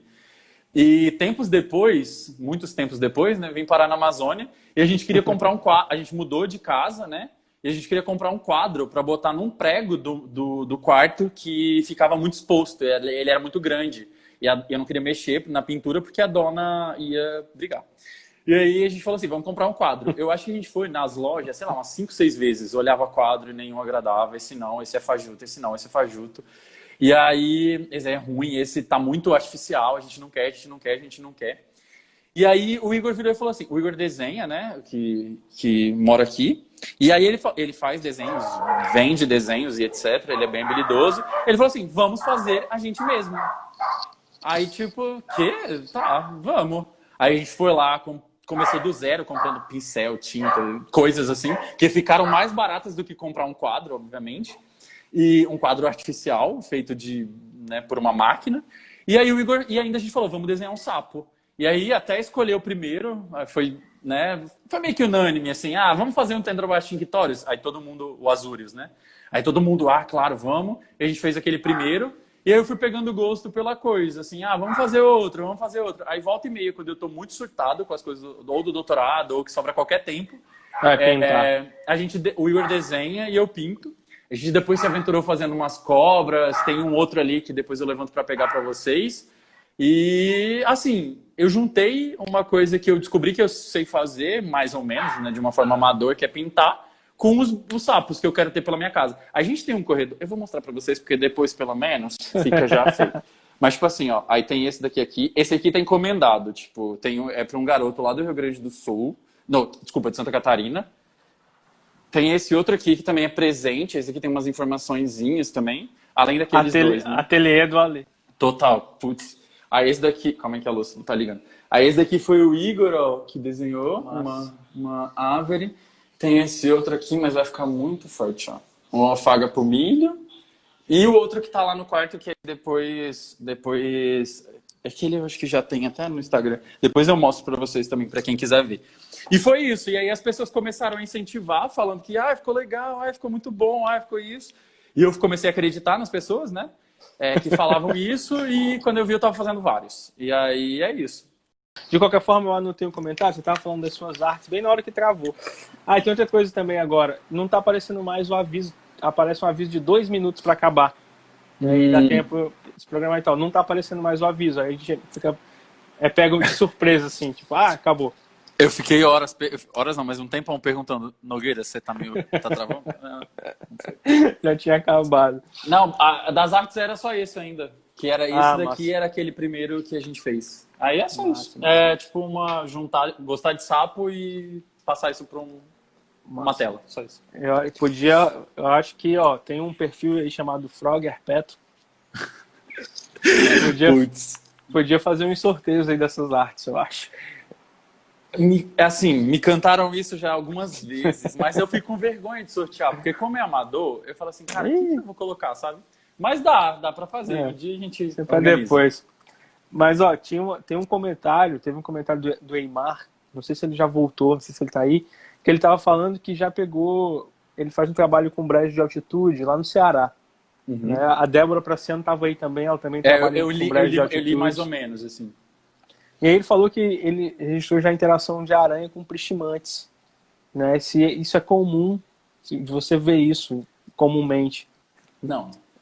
Não, eu até esperava o dia que eu fosse encontrar, espero ainda, né? Alguma aranha comendo um pristimantes, né? Porque eles são, assim, um aperitivo para elas, né? Por serem rãzinhas que não têm muitas toxinas na pele, até onde você sabe. E eu não esperava isso, mas eu nunca registrei interação. Eu conheço algumas espécies de pristimantes, né, da Mata Atlântica. A Débora até já tinha comentado comigo que ela encontrou lá num parque no Ceará. Mas aqui eu não encontrei, ainda não. E também não li sobre, né? Também pode-se dizer que eu estou muito focado na taxonomia da coisa, né? Na parte de ecologia é uma coisa que eu leio um pouco menos, né? Eu estou lendo mais a filogenia, trabalhos com filogeografia e afins, e principalmente que envolvam pristimantes, né? E teve um comentário também, acho que a Débora também falou sobre isso, não sei se foi o Igor que falou, sobre que a história natural está sendo deixada um pouquinho de lado, né? É triste isso, porque eu acho uma parte da Herpeto, principalmente, né? Porque a gente tem muito disso, e lendo os trabalhos muito antigos, tão bonita, assim, e tão importante. Imagina, essa coisa, igual eu disse, né? A Albertina não tem publicado como encontra os bichos na natureza. E é uma informação de história natural. E quanto isso se perde se isso não for publicado, ou, enfim, sim, se perde, só se perde. A gente tem a escrita científica, às vezes, tão engessada, né? Total. Para poder falar algumas coisas, mas... Enfim, e o desenvolvimento da ciência, acho que está trazendo mais isso, né? Porque a gente fica mais aplicando, conforme a ciência mundial está sendo feita, a gente tenta fazer algo parecido, e aí essa parte mais básica, que as pessoas costumam chamar de básica, que eu acho super importante, e faço e vou fazer mais vezes, né? De ter qualquer registro de história natural que eu possa contribuir, cara, é sensacional. E é uma coisa que eu gosto muito de ler. Tem revistas que essas informações de história natural, elas são curtas, por exemplo, a Herpetological Review é um exemplo disso, que é muito gostoso de ler. Você consegue, né, num curto pedaço de texto, você consegue ler muita informação legal, assim, é um tipo de leitura muito agradável. E te desestressa, assim, no certo... Tipo, às vezes você está num artigo mais complexo, que tem alguma análise que é mais difícil, alguma figura mais difícil de interpretar, uma problemática, uma hipótese. E aí depois, quando eu mudo para isso aí, eu falo, putz, é tão gostoso que é se sentir herpetólogo lendo isso, né? Às vezes eu me vejo lendo, sei lá, uma formação em algum anfíbio de Cuba ou sei lá, qualquer registro inusitado que publicam nessas revistas menores, em trabalhos menores, desculpa. Eu acho muito bom, assim, muito. E eu incentivo muito todos os meus parceiros, todo mundo, né? E tem muitos pesquisadores que incentivam a gente a continuar publicando isso. É muito importante. Massa. Tem uma pergunta do Bira. Sim. Quais as dificuldades de fazer pesquisa na Amazônia? Eu imaginei que essa pergunta fosse chegar de alguém, mas, né, o Bira perguntou, já que ele, em tese, já sabe que eu já fiz alguns desabafos. Eu já fiz alguns desabafos com ele. Assim, eu acho, estando aqui hoje, que a vida na Mata Atlântica é mais fácil. Por quê? Não vou dizer que a Amazônia é difícil, é que a vida na Mata Atlântica é mais fácil. Cara, eu acho que praticamente todas, ou sei lá, 99% das unidades de conservação que eu fui no Sudeste, elas têm alojamento, ou no mínimo uma base, ou algo com... digamos, energia, luz, energia, água e sinal de celular na maioria deles e tudo mais. Aqui na Amazônia é tudo muito grande, igual eu falei, é tudo muito longe. Então, muitos... Assim, para alguém que nunca dormiu na rede, né? Porque eu nunca tinha dormido em rede, não sabia nem como era, virou rotina, eu tive que comprar uma rede, eu tive que, né, me adequar. Muito noob. Muito. Mas eu não digo que isso é uma dificuldade, porque eu achei legal, né? Às vezes reclama, assim, da dor nas costas e tal, mas você tem um contato muito forte com a mata e com as coisas, toda aventura que biólogo gosta. Mas o que eu tô achando mais difícil e de dificuldade mesmo é a logística de campo como um todo, assim. Para você preparar uma expedição na Amazônia, eu estou vendo isso agora, porque eu estou tentando agendar algumas, né? Além das que eu já fiz, que as que eu já fiz foram aqui perto, estou tentando organizar uma agora para o final do ano para o Acre e outra para o Pará. E a do Acre eu estou tentando me estender até o Peru para coletar em umas áreas. Eu preciso chegar na localidade tipo de um dos meus bichos. E assim, eu nunca imaginei que eu ia fazer uma expedição onde tivesse que levar em consideração barco, combustível para barco, para 2 dias de viagem. Então, assim, é muita coisa, sabe? Você tem uma equipe que você precisa, que eu não precisava, né, no Sudeste, assim, não demandava. Por exemplo, um barqueiro, alguém que... É muito diferente. Além disso, você tem que levar tudo, sempre, tem que estar 100% conferido. Não é igual acontecia comigo, que era em Santa Teresa, era logo ali. Eu vou na Rebill, se eu esqueci uma coisa, eu voltava. Perdia 20 minutos do meu campo, mas tá tudo bem. Aqui não dá. Você tá, sei lá, 4 horas de um rio, ou você tá numa viagem, mesmo que de carro, mas muito longe. Assim, porque, Nogueira, até os meus pontos mais próximos dos bichos que eu já coletei e que ficam quase sobrepostos no mapa da Amazônia, eles estão muito distantes. Então, assim, eu tenho um mapa da Amazônia inteira e eu tenho pontos aqui e pontos em Presidente Figueiredo, né, que é um município ao norte de Manaus e que está a 150 quilômetros daqui. Eles ficam sobrepostos praticamente, de tão próximo que é, né? A Amazônia é muito grande.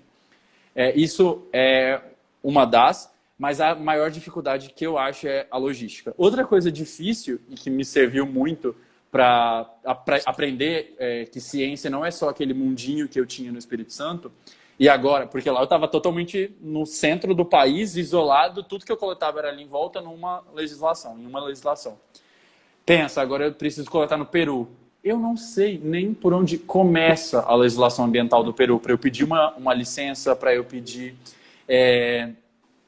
autorização para trazer os bichos para o Brasil, ou para trazer o tecido do bicho para o Brasil. E como que isso é visto deles, porque tem outra cultura também lá de pesquisa, entende? Isso foi uma das coisas. Outra coisa que eu não julgo como dificuldade, mas, assim, os bichos que eu estou trabalhando, principalmente, nenhum dos dois, a série tipo de descrição da espécie, estão aqui. Um deles está em São Paulo, que é um bicho, que é o Prichman zimmermanni, está depositado no MUSUSP. Então, se eu quiser ver os bichos, eu vou ter que ir até lá e medi-los e etc. E o outro está no Museu de Londres. É um bicho do Peru, mas que está depositado no Museu de Londres. Assim, mas o Museu de Londres foi super fácil de resolver. Eu escrevi para eles pedindo a foto e se eu podia visitar e tudo mais. E eles me mandaram o bicho escaneado em todas as dimensões possíveis, com escala, uma coisa super profissional, uma qualidade excelente, em 2 dias. Então foi bem tranquilo. Então por isso que eu não digo que é dificultoso, que isso é uma das dificuldades. Mas, assim, e tudo ser novo. Tudo ser novo para mim está sendo a dificuldade, porque eu queria fazer tudo. Mas aí eu não consigo, né? Porque é maior do que eu. E tem muita coisa a ser descoberta aqui, né? Então, assim, essa é uma das dificuldades. E a dificuldade mais óbvia é que eu cheguei aqui e não sabia nem que Rinella era aquele, entende? Então, assim, para alguém que estava no Espírito Santo e conhecia... Eu estava no trabalho de anfíbios do Espírito Santo, então eu conhecia 150 e poucas espécies do Espírito Santo e estava tudo lindo, eu sabia algo sobre elas. E daí eu venho parar num lugar onde eu não conheço gêneros, talvez eu tenho certeza que tem famílias que eu não conheço, né? Então, assim, isso também é uma dificuldade. Menor, porque você se dedica e consegue aprender sobre, e é o máximo. Mas a maior mesmo é logística. A Marcele, que falou aqui nos comentários, que tem que levar combustível às vezes com o próprio carro, porque é longe de tudo, né? Então você não tem como abastecer, então você precisa levar o combustível que o carro vai demandar, que o barco vai demandar. O IMPA tem uma estrutura muito, muito boa, assim, em relação ao que eu estava acostumado, de ter carros e gente disponível, apesar de que isso... Assim, as pessoas estão falando que está diminuindo porque tem muita gente se aposentando e novos concursos no Brasil não estão sendo feitos, então não tem essa reposição de pessoal. Mas dos campos aqui na região que eu fiz, todos eles eu consegui com carro do IMPA, né? Então, combustível do IMPA e tudo. Mas os campos que são mais longe demandam de uma logística maior. Tem vários documentários que vocês veem, é possível ver, né? Em áreas mais remotas, que é só indo de avião, às vezes de avião do exército. Eu tô louco para entrar nessas expedições, né? E aí vem outra das dificuldades pessoais minha, que é eu conhecer todo mundo no Espírito Santo. Todos os pesquisadores, todos os alunos da Herpeto, tudo no Espírito Santo e região, digamos assim, né? Então eu já tinha uma rede de contatos muito boa. E aí eu vim parar num lugar que eu não conhecia... Pessoalmente, eu não conheci nem minha orientadora, né? Eu falei com ela pela primeira vez por e-mail. E, obviamente, eu não conheço não conhecia todos os herpetólogos daqui, já tinha ouvido falar na Fernanda Werneck, no Igor Keffer, enfim, em outros pesquisadores, mas criar uma rede de colaboração aqui eu tô sentindo como uma dificuldade também. Justamente porque as pessoas deles, eu acabei de chegar, eu acredito que seja super normal, eles não me conhecem também, não conhecem, enfim, meu trabalho, mas eu tô me adaptando, digamos assim, né? Tipo, eu acho que é o que faz você crescer como cientista, é você se colocar no mundo e falar. Sim. Tanto que eu achei por um certo tempo, 2019 não, mas 2020 a minha produção científica deu uma caída, né? Porque eu parei para começar um projeto de novo. Então, tudo que eu estou fazendo é escrever projeto, pedir dinheiro, pedir recurso, escrever para coisas. E eu demandei menos tempo. Eu estou com bem menos artigos submetidos ou em fase avançada, assim, justamente porque eu tô dedicando para outras coisas, né? Mas ao mesmo tempo, aí agora eu comecei a conhecer as pessoas, porque eu também cheguei numa fase ruim de, tipo, segundo semestre, para quem quiser vir, que eu já vi que algumas pessoas estão se candidatando, venha no primeiro semestre, porque é quando entra muita gente no IMPA. Então tem toda aquela interação das turmas, etc. A minha turma de doutorado só passaram 4 pessoas, então só entramos nós 4 num período par, né? E aí eu fiz 3 disciplinas no semestre passado, então também não consegui conhecer as pessoas, não tive um contato muito grande com os professores. E agora que eu estava tendo, assim, agora que a brincadeira estava ficando boa, a pandemia aconteceu e as aulas foram suspensas na segunda semana, na terça-feira da segunda semana. Então eu não tive ainda.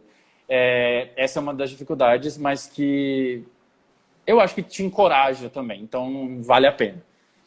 É isso. A maior sem dúvida é a logística, ter que ter um barqueiro, alguém que entende disso, levar tudo de comida, até se você esquecer o sal, você vai ficar sem sal, se você esquecer o fósforo, você vai ficar sem fósforo. Então você tem que ter potinhos com tudo, sua compra tem que ser completamente completa, não dá para você esquecer nada, e é isso. Aqui a gente vê isso, às vezes vai para o campo aqui, né?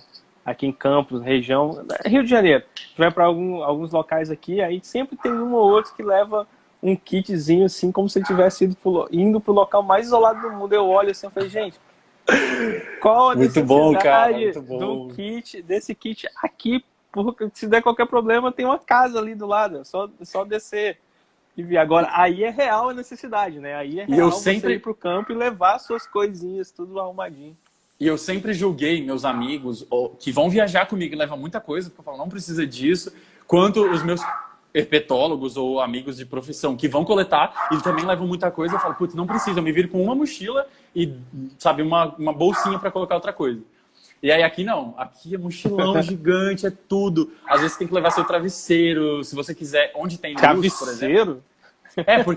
Porque às vezes, não, tipo assim, você vai dormir na rede, se você quiser, você tem que levar, né? E eu levo, né, mordomia, mas tipo, levo isso. Se você quiser ventilador, você vai ter que levar o seu, não é impossível. E eu fui em algumas áreas no Espírito Santo, por exemplo, parques estaduais que são super bem equipados. Tem parque estadual que tem aquecedor, porque em épocas do ano é muito frio. Aqui não tem todas essas mordomias, né? Mas isso te faz repensar muita coisa. No sentido, eu preciso de bem menos para fazer as coisas, né? Tipo, só com isso eu consigo sobreviver. Você vai passar calor, vai ser... não é incômodo, mas que eu já imaginava que fosse passar. Mas vale a pena, né? No final vale muito a pena. Então, assim, incontáveis banhos de chuva, incontáveis noites dentro da água, porque é muito úmida, né? A floresta é muito úmida, tudo tem água. Tô aprendendo vários métodos novos de ir para campo. Você fica me zoando de vez em quando, falando que a gente vai de short para o campo e sem calça. Mas é porque... Nogueira, a região, eu vou dizer que é a região, porque, né, os que eu fiz, tem muito micuim. E é um micuim diferente do Sudeste. Porque do Sudeste, pra gente, micuim era um carrapatinho minúsculo que você consegue até ver e tirar. O daqui não, é um microácaro que você não vê e ele entra na sua pele e você vai ficar um dálmata. Então você fica muito coçando e muito manchado. E aí a gente reparou que quando eles... Quer dizer, a gente foi de short uma vez durante o dia, porque estava muito calor, e aí passamos repelente nas pernas para os mosquitos não picarem. E a gente voltou sem micuim. E a gente falou assim, ué, o que aconteceu? Então, a gente adotou essa medida. Eu acho que eles grudam com mais facilidade na calça do campo. E aí, direto na pele, eu passo às vezes até em cima da bota, um repelente, alguma coisa, e pronto, eles não sobem. Então foi uma forma de amenizar o calor e óbvio que é menos assim, seguro quanto a mosquitos, mas a gente passa mais repelente, digamos assim, e pronto. Mas assim, e é uma das aventuras, né, que se encaixa assim, do meu diário de herpetólogo na Amazônia. Tem um amigo que fala assim, se você quiser levar um ar-condicionado para o seu campo, você leva. Mas cada um carrega o peso do seu conforto. Cada um carrega o peso do seu conforto. Cada um que carrega o seu. Se quer levar seu travesseiro, leva seu travesseiro. Mas leva óbvio que quiser. Mas óbvio que eu levo o travesseiro tipo ali para Duque. Eu não levo o travesseiro lá para, sei lá, Roraima, que eu vou daqui uns meses, entendeu? Não tem como. Mas o povo, e isso é muito, esse daí talvez entre no choque cultural, porque para eles é muito, para todo mundo aqui do INPA, que já está aqui há muito tempo, é muito comum a rede, é muito comum a forma de levar a comida, né? É muito comum. Tipo, e pensa, às vezes você vai para um lugar que não tem geladeira, não tem luz, então não tem geladeira, então não tem como levar alimentos que vão na geladeira, né? Então, tipo, você tem que repensar muita coisa mesmo. Só que eu sou um pouco reclamão, digamos assim, nesse sentido. Putz, vou ter que levar enlatado, sei lá, tipo, salada enlatada, alguma coisa assim. E o Igor fica, nossa, eu me amarro, porque tipo, já tá habituado e vê que a parte positiva da coisa é muito maior do que ter que comer um enlatado um dia na sua vida, né? Nossa, eu tô muito de boa então, porque a Letícia sempre briga comigo, né? Quando a gente vai pro campo, eu falo, se a gente vai acampar, eu falo, vamos levar enlatado. A gente leva pouca coisa, dá pra montar as refeições, né? Uma latinha de ervilha, uma latinha de não sei o quê. Tipo, tem aquilo ali pra cada refeição, você sabe exatamente o peso que você vai levar de comida por dia. E é mais suficiente. Só que a Letícia odeia enlatado. Nem devia estar falando isso aqui, não sei se ela tá vendo. Vai brigar comigo daqui a pouco. Mas a gente também, tipo assim, isso, né, eu também não... repensar as coisas. Pra casa eu não gosto, porque produz muito lixo, né? Tem toda essa coisa também que a gente repensa. Mas pro campo, cara, é uma mão na roda, digamos, né? Não, pra mim não tem coisa melhor. A gente leva ovo porque dá pra cozinhar. Tipo, você leva uma panelinha, alguma coisa, você vai levar um ovo, que é mais fácil de fazer, sabe? Um macarrão... Eu odeio miojo, mas aí você tem que comer um macarrão, um cup noodles da vida, entende? Lógico que isso não por muito tempo, né? São poucos dias. Mas é muito legal, cara. É muito legal você pensar que você vai dormir na rede, numa base que tem, tipo, um telhado e os negócios pra colocar a rede. Às vezes tem um fogãozinho com uma grade em cima, que você vai ter que pegar lenha, pegar... folha seca, coisas para fazer fogo e, assim, lembrar de ir, antes de ir para o campo, você já pegar essa lenha e colocar ela num lugar seco, porque se chover você não vai jantar, porque não vai ter como acender o fogo. Então tem toda uma coisa por trás, assim, que nunca passou pela minha cabeça, né? Mas agora eu já estou habituado, já sei que tem que fazer isso, já tem isqueiro, tem que levar isqueiro ou fósforo, né? Tem sempre em cada caixinha de campo, todo lugar tem alguma coisa para você não passar perrengue, né? Mas água gelada é beber direto do igarapé, se você quiser, porque não tem... E é tudo muito limpo, né? Porque a gente vai para áreas muito preservadas da floresta, das florestas, né? Principalmente em razão dos nossos bichos, que não são de áreas antropizadas. E, enfim, é a parte muito divertida da coisa. É aquela parte biólogo aventureiro que todo mundo quer ser quando é criança. Você vê isso, você vive isso na pele, né? Eu nunca tinha feito. Eu acampei no meu primeiro período da graduação com os amigos, mas assim, foi uma noite, uma coisa muito xoxa. E a gente só porque a gente queria saber a experiência. E ok, não foi nem foi legal, nem vi sapo, nem vi nada. Foi numa mata meio ruinzinha, só pra dormir fora de casa. E aí aqui na Amazônia é super comum. Então, eu tô aprendendo e tô aprendendo a gostar. Eu não sei se a gente vai chegar nessa parte na live, mas é uma das coisas que eu falo. Tem alguma série de... Eu tenho 10 anos de experiência, né? Olha que monte que é pra falar. Mas assim, eu sempre tenho algumas coisas que eu costumo falar com as pessoas que estão começando. E uma das coisas que eu acho que eu falaria agora, depois de estar aqui, para qualquer pessoa que está começando viva a Amazônia em algum momento. Eu falo isso até para os meus pais que não são da área, mas tipo, conheçam esse lugar nosso, digamos assim, em algum momento. Porque, assim, é sensacional, mas para quem é da nossa área, eu acho que te torna um profissional muito diferente depois de viver isso aqui, sabe? Eu vou indicar para todo mundo. O Bira, o Rosado, eu tô vendo que eles estão comentando aí. Sim, tem uma pessoa falando que tem... Diogo Oliveira está falando que tá com as vacinas em dia, que tem que tomar vermífugo. Tem toda essa parte mesmo por trás, muito séria, inclusive, né? Biólogo é um pouco, né? Tá protegido, vamos ali. Mas eu sei que não é assim, que as coisas não são assim. A saúde é bastante importante. O Igor que sabe que já teve hepatite nos campos desse da vida. Então você tem umas coisas bem sinistras, mas vale muito a pena. Eu vou falar para todo mundo que quer vir para a Amazônia, que precisa de uma pitadinha de coragem assim para vir para cá. Eu vou falar, venha. É muito, muito, muito, muito diferente. Talvez eu até me arrependa de não ter vindo antes. Tem vários lados, né? Meu passado na Herpeto, principalmente, foi maravilhoso, porque eu conheci muita gente boa, né? Na minha vida acadêmica lá no Espírito Santo. Então, imagina, eu fui orientado de monografia pelo Pedro Peloso, de mestrado pela Ruth Clemente Carvalho e o Rodrigo Ferreira, Rodrigo do Bromelígenos. Então, eu tive muita sorte de estar lá e nunca vou reclamar. Mas, assim, viver a Amazônia também é sensacional. Então, eu sou muito feliz mesmo na Herpeto, né? Eu acho que Só um spoiler, você falou do Pedro Peloso, né? Já vou adiantando que ainda nem foi divulgado nada ainda, mas dia 31, que é passando esse domingo, último domingo do mês, vai ter o De Papo Cheio, né, no YouTube, e vai ser sobre conservação de anfíbios, e o Pedro Peloso vai estar participando. Eu queria que vocês... Eu quase mandei um spoiler quando vocês pediram sugestões. Eu também queria ver o Peloso falando de fotografia de anfíbios. Eu acho que ele está numa fase, assim, uma fase boa da vida dele, que está investindo muito nisso, né? E está sensacional. Provavelmente ele vai falar sobre isso, né? Eu imaginei, porque ele usa muito a imagem para conservação, né? É uma estratégia muito boa. A gente se encontrou há um tempo atrás, lá no IMA, e aí eu vi o quanto ele está investindo nisso mesmo, sabe? De ter drones, de ter lentes para diversos tipos de fotografia. E o Instagram dele, das fotos dele, tá sensacional. A NetGeo entendeu, né? Que ele é um bom parceiro, assim. Então eles estão firmes nessa.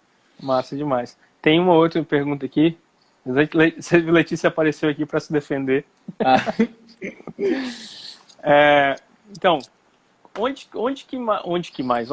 mais você vai fazer campo, né? E qual desses lugares te deixa mais ansioso? Já falou que tem vários locais em mente aí, mas para onde você fica mais ansioso para ir? Contextualizando, a Albertina, quando eu fui escrever o projeto, ela falou assim, coloca 15 localidades para um bicho e 15 localidades para outro bicho. Gente, eu comecei a ver uns lugares que eu não fazia a menor ideia, obviamente, que existiam, sensacionais, e eu ficava, putz, eu vou para esse lugar, putz, eu vou para esse, putz, eu vou para esse, e tinha vários, né? Mas aí, conforme eu fui conseguindo amostras, essas minhas expedições foram sendo derrubadas, até por questão financeira. Toda expedição demanda muito recurso, tanto pessoal quanto financeiro. E aí eu fui cortando alguns e priorizando outros. Óbvio, a ciência no Brasil não vive um bom momento, né, de investimento, então também a gente tem pouco recurso. E aí eu tracei alguns objetivos e falei, vamos tentar conseguir.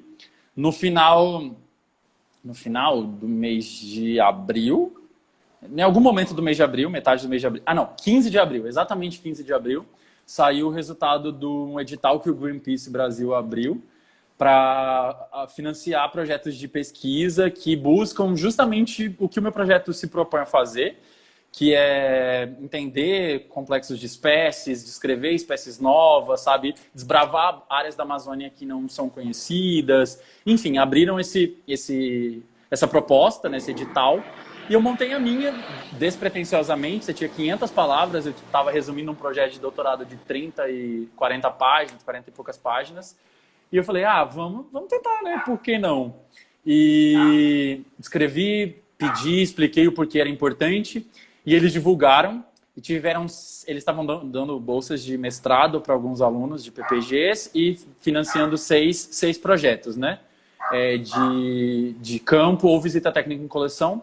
E eu montei 2 expedições de campo e, felizmente, eles escolheram o meu projeto, né? Dentre 127 propostas, eu acho que eles receberam, eles escolheram o meu. E eram duas expedições que eu montei. Uma era para o Acre, para a região do Acre como um todo. Então, estou pretendendo passar cerca de 20 dias no Acre, coletando ao longo da BR-319, tipo, todas as áreas possíveis que dê para mostrar. Estou montando a logística disso lá no Acre. E eu vou ficar mais 8 dias no Peru, se tudo der certo. A nossa moeda está muito desvalorizada, então está muito caro, mas a gente está tentando juntar, porque esse recurso não é do Greenpeace. O do Greenpeace era só para áreas no Brasil. Então aí eu estou tentando juntar para essa é a segunda área. A terceira área é no Pará, que é ao norte do Rio Amazonas. Acho que o mais fácil para as pessoas entenderem é Santarém, que é tipo, bem no coração do Pará, do outro lado do rio. Tem reserva biológica do Rio Trombetas, então eu vou coletar em alguns pontos ali naquela região. E se normalizar antes, né, a situação da pandemia normalizar antes de setembro, eu vou coletar em Roraima, que é assim, bem na divisa com o Amazonas, né, na parte de floresta densa mesmo. Agora, nos próximos meses, eu espero que um pouco antes, essa é um pouco mais fácil. Então, o que eu planejo fazer é Roraima, o Acre, alguns pontos no Pará e um ponto no Peru. Vamos ver se vai dar certo. O do Peru, o do Acre e o do Pará é mais ou menos certo de eu ir, porque tem o dinheiro do Greenpeace envolvido. Então tem um cronograma, tem um contrato que eu assinei dizendo que eu tenho que ir para esses lugares com aquele valor que eles me deram de dinheiro, para passagem aérea, absolutamente tudo, né? E aluguel de carro, combustível, toda essa logística, esses gastos que eu falei que demanda essa logística de campo na Amazônia, eles forneceram, e as expedições não são baratas, então assim, era o que dava para fazer com o recurso que eles tinham. Mas o lugar que eu mais estou ansioso poderia ser cachorro. É aqui ou aí? Mas é aí. Ah, tá. Eu ia falar, porque senão é aqui dentro do condomínio. O lugar que eu estou mais ansioso, só para finalizar, talvez outras pessoas falariam que era o Peru, por ser uma expedição de ficar 2 dias num barco, numa área onde pesquisadores não vão há 40 anos. Então, assim, certamente é um lugar que eu estou muito ansioso, mas por literatura, por estar lendo sobre tudo desse lugar, é o Acre. Eu tenho uma vontade imensa e muito de ir para o Acre, assim, muito pulsante de estar lá. E aí, essa semana, ontem e ontem, eu comecei a fazer um levantamento de bibliografia de áreas que os meus prestimantes ocorriam, e aí vendo inventários de espécies dessa região. Eu fiquei tipo, putz, eu quero ir amanhã, eu quero que o coronavírus acabe, eu quero ir logo, entende? Porque, assim, todo o inventário que eu abria de lá, tinha salamandra, tinha láqueses, tinha hemifractus, tinha todos os meus prestimantes, tinha meregas, tinha Botropes bilineatus, taeniatus, então, assim, muitos bichos que é o sonho de todo herpetólogo, ou às vezes de pessoas que nem são do herpeto, mas que simpatizam com esses bichos e querem muito ver. Então, assim, eu acho que eu tô mais ansioso pro Acre até do que pro Peru, propriamente dito. Mas tem uns lugares em Roraima que eu também sou, assim, não tão planejados de coletar, mas que eu quero um dia visitar enquanto eu estiver aqui na Amazônia, que é a região do Monte Roraima, que acho que também todo mundo, viajantes, assim, tipo, pessoas que gostam de viagens e pessoas da nossa área sempre vão querer conhecer. E a Serra do Tepequim, que é uma outra região que tem em Roraima e é um pouquinho mais esquecida, digamos assim, porque acaba sendo um pouquinho ofuscada pelo Monte Roraima a nível nacional, mas que para as pessoas de Roraima ela é super valorizada. É sensacional também. Eu tive lá e aí eu vi alguns guias e tudo de fotos. Eu tive em Boa Vista, né, em Roraima, eu vi uns guias de fotos lá e que tem uma das espécies que eu mais quero ver, que é o Dendrobates leucomelas. Quero ver em natureza, obviamente, porque em criadouros e zoológicos pelo mundo afora certamente tem muitos. Né? Mas eu quero ver na natureza. Eu nunca vi ele também no zoológico, não, mas eu quero ver na natureza. Então, assim, tem vários lugares que eu queria muito visitar, mas eu sei que o recurso é limitado, assim como para todo mundo, em todos os biomas, né? É isso. Acho que esses são os lugares que eu vou e o mais ansioso é o Acre. Tem vaga para estágio? o Bira e o Rosado ficaram falando, leva a gente. Eu falei, olha, gente, são 4 pessoas que cabem no carro. O Igor e o Esteban, talvez 5, né? O Igor e o Esteban, o Igor é mais certo de ir junto, porque ele também está montando o mesmo roteiro para coletar a espécie do doutorado dele, que é coral os otuanos. Então o Igor está mais certo de ir, o Esteban também está tentando ver com orientadora e afins se ele consegue dinheiro para ir também. E quem couber no carro e quiser ir para o Acre com a gente ficar uma semana não, 20 dias. O Bira não pode porque ele vai estar tendo aula. O Rosado vai voltar. O Rosado ainda está enrolado. Ele está fazendo uma disciplina da formatura dele. Ninguém vai poder ir porque está tendo aula. Acho que vai ter que ser eu mesmo. É 20 dias, gente. Dá bastante tempo para ver bicho. Acho que infelizmente teria que ser eu mesmo para ir. Infelizmente, gente. Conta para eles aí. Desculpa. Pra eles se posicionarem. Eles estão aqui ainda. Meu lugar tá aí, ó. Mas cara, eu imagino como e você tem prazo, né, para fazer isso. E caso não dê para fazer agora. E aí? Olha, não sabe, né? É muito complexo. Albertina, eu tenho certeza que a Albertina quer me matar no sentido de... Ela já queria estar com um artigo meu muito desenvolvido, muito à frente, mas eu não consegui nem terminar as coletas, porque o ano passado as chuvas tiveram uma variação meio estranha em relação ao que eles estavam esperando, né? Ela falou que, na verdade, há alguns anos as chuvas vão tendo um comportamento diferente do habitual, em razão de tudo, né? De desmatamento, tá chovendo menos e etc., e aí eu consegui coletar poucos, eu também estava aprendendo sobre os bichos, no começo encontrava menos mesmo, no começo eu gastava um tempo considerável olhando outros, fotografando outros, então teve tudo isso, eu reconheço, mas essa parte até então de coleta não foi afetada. Por quê? Porque os meus bichos agora, na metade do ano, eles só vão cantar, eu sempre vou falar meus bichos, eu sei que não são meus, mas é os bichos que eu estudo, eles só vão cantar para cima da linha do Equador, que tem um regime de chuvas diferente daqui da região de Manaus. Então, na linha do Equador, lá agora é a estação chuvosa, né, o inverno deles. Então, é diferente do daqui. Então, era o que dava para coletar e é o que vai ficar um pouco atrasado, mas, em compensação, é um local mais próximo. A Albertina tem sítio, então dá para eu coletar em outro momento, caso não der para eu coletar até agosto, né, se as coisas não normalizarem. Mas o Peru... Peru, Acre e Pará, eu estou pretendendo de novembro a janeiro, nessa época, né? Então, assim, eu espero que dê certo, se der certo, vai ser maravilhoso. Se não der, eu realmente não sei o que fazer, né? Não tenho, teoricamente, um plano B ainda. Porque a gente está na esperança mesmo do pico da pandemia diminuir e as coisas ficarem um pouco mais tranquilas, assim. Mas, de todo caso, se não der certo, com o material que eu tenho, com as amostras que eu consegui de coleções, também dá para eu começar algumas coisas, já fazer as análises no laboratório, mandar para sequenciamento e tudo mais. Eu já estou, de todo esse tempo, além de ficar escrevendo para os órgãos de financiamento para pedir dinheiro, eu também estou fazendo as análises acústicas, começando a criar planilhas para medir os bichos. Então, essa parte, eu estou tentando não deixar o projeto parado. Mas eu sei, também seria hipocrisia minha não reconhecer que está todo mundo afetado, né? Não é só o meu projeto. Então, todo mundo que tem alguma coisa, algum campo... Assim, e o meu bicho, ele é menos... Assim, o meu bicho é só da época chuvosa. Imagina as pessoas que estão fazendo algum trabalho de comunidades ou que vê as flutuações mensais e tiveram os seus meses de coleta... parados, né, rompidos, vai ter esse gap ali no seu esforço amostral em razão disso. Então é bem pior para essas pessoas, né, para esses pesquisadores. Eu tive uma licença aprovada agora, né, no começo da pandemia. Eu já estava começando o trabalho fora das áreas de unidade de conservação e ia começar dentro das unidades de conservação, mas sem condições de fazer qualquer coisa agora. Então, eu já estou considerando que esses primeiros 6 meses aí vão estar perdidos de dados. Sim. Né? Vou ter que estender provavelmente essa licença para depois, para poder cobrir os 2 anos que eu queria, né?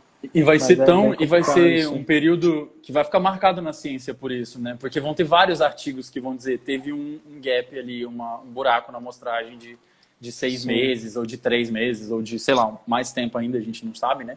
Então tem isso mesmo, é muito complicado. Massa. O pessoal da Taxon, da Vista Brauna, todo mundo aí, galera, beleza? Pessoal, alguém tem mais alguma pergunta pro Alê? Virou, no final tá virando um grande encontro de amigos também, né? Porque tô vendo Sim, muita mas gente conhecida. acaba que é sempre assim. A gente sempre começa falando de um assunto e vai chegando o pessoal, vai ficando, vai comentando. O legal é isso. Por isso que a proposta dessas lives não é ser uma coisa tipo aula, né? Ah, vou falar sobre tal coisa. Tipo, a gente tem um tema central, né? E aí a gente começa a conversar sobre isso e acaba conversando sobre outras coisas também de uma maneira mais descontraída. Eu acho esse formato melhor do que só ficar falando informação.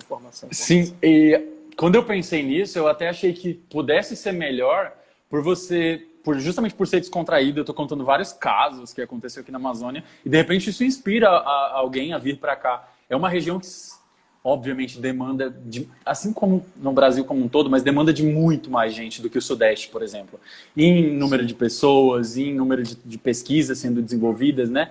Então, e eles estão completamente de braços abertos, assim, o povo do INPA, né, que é onde eu tenho propriedade para falar, eles estão muito, claro, vem para cá.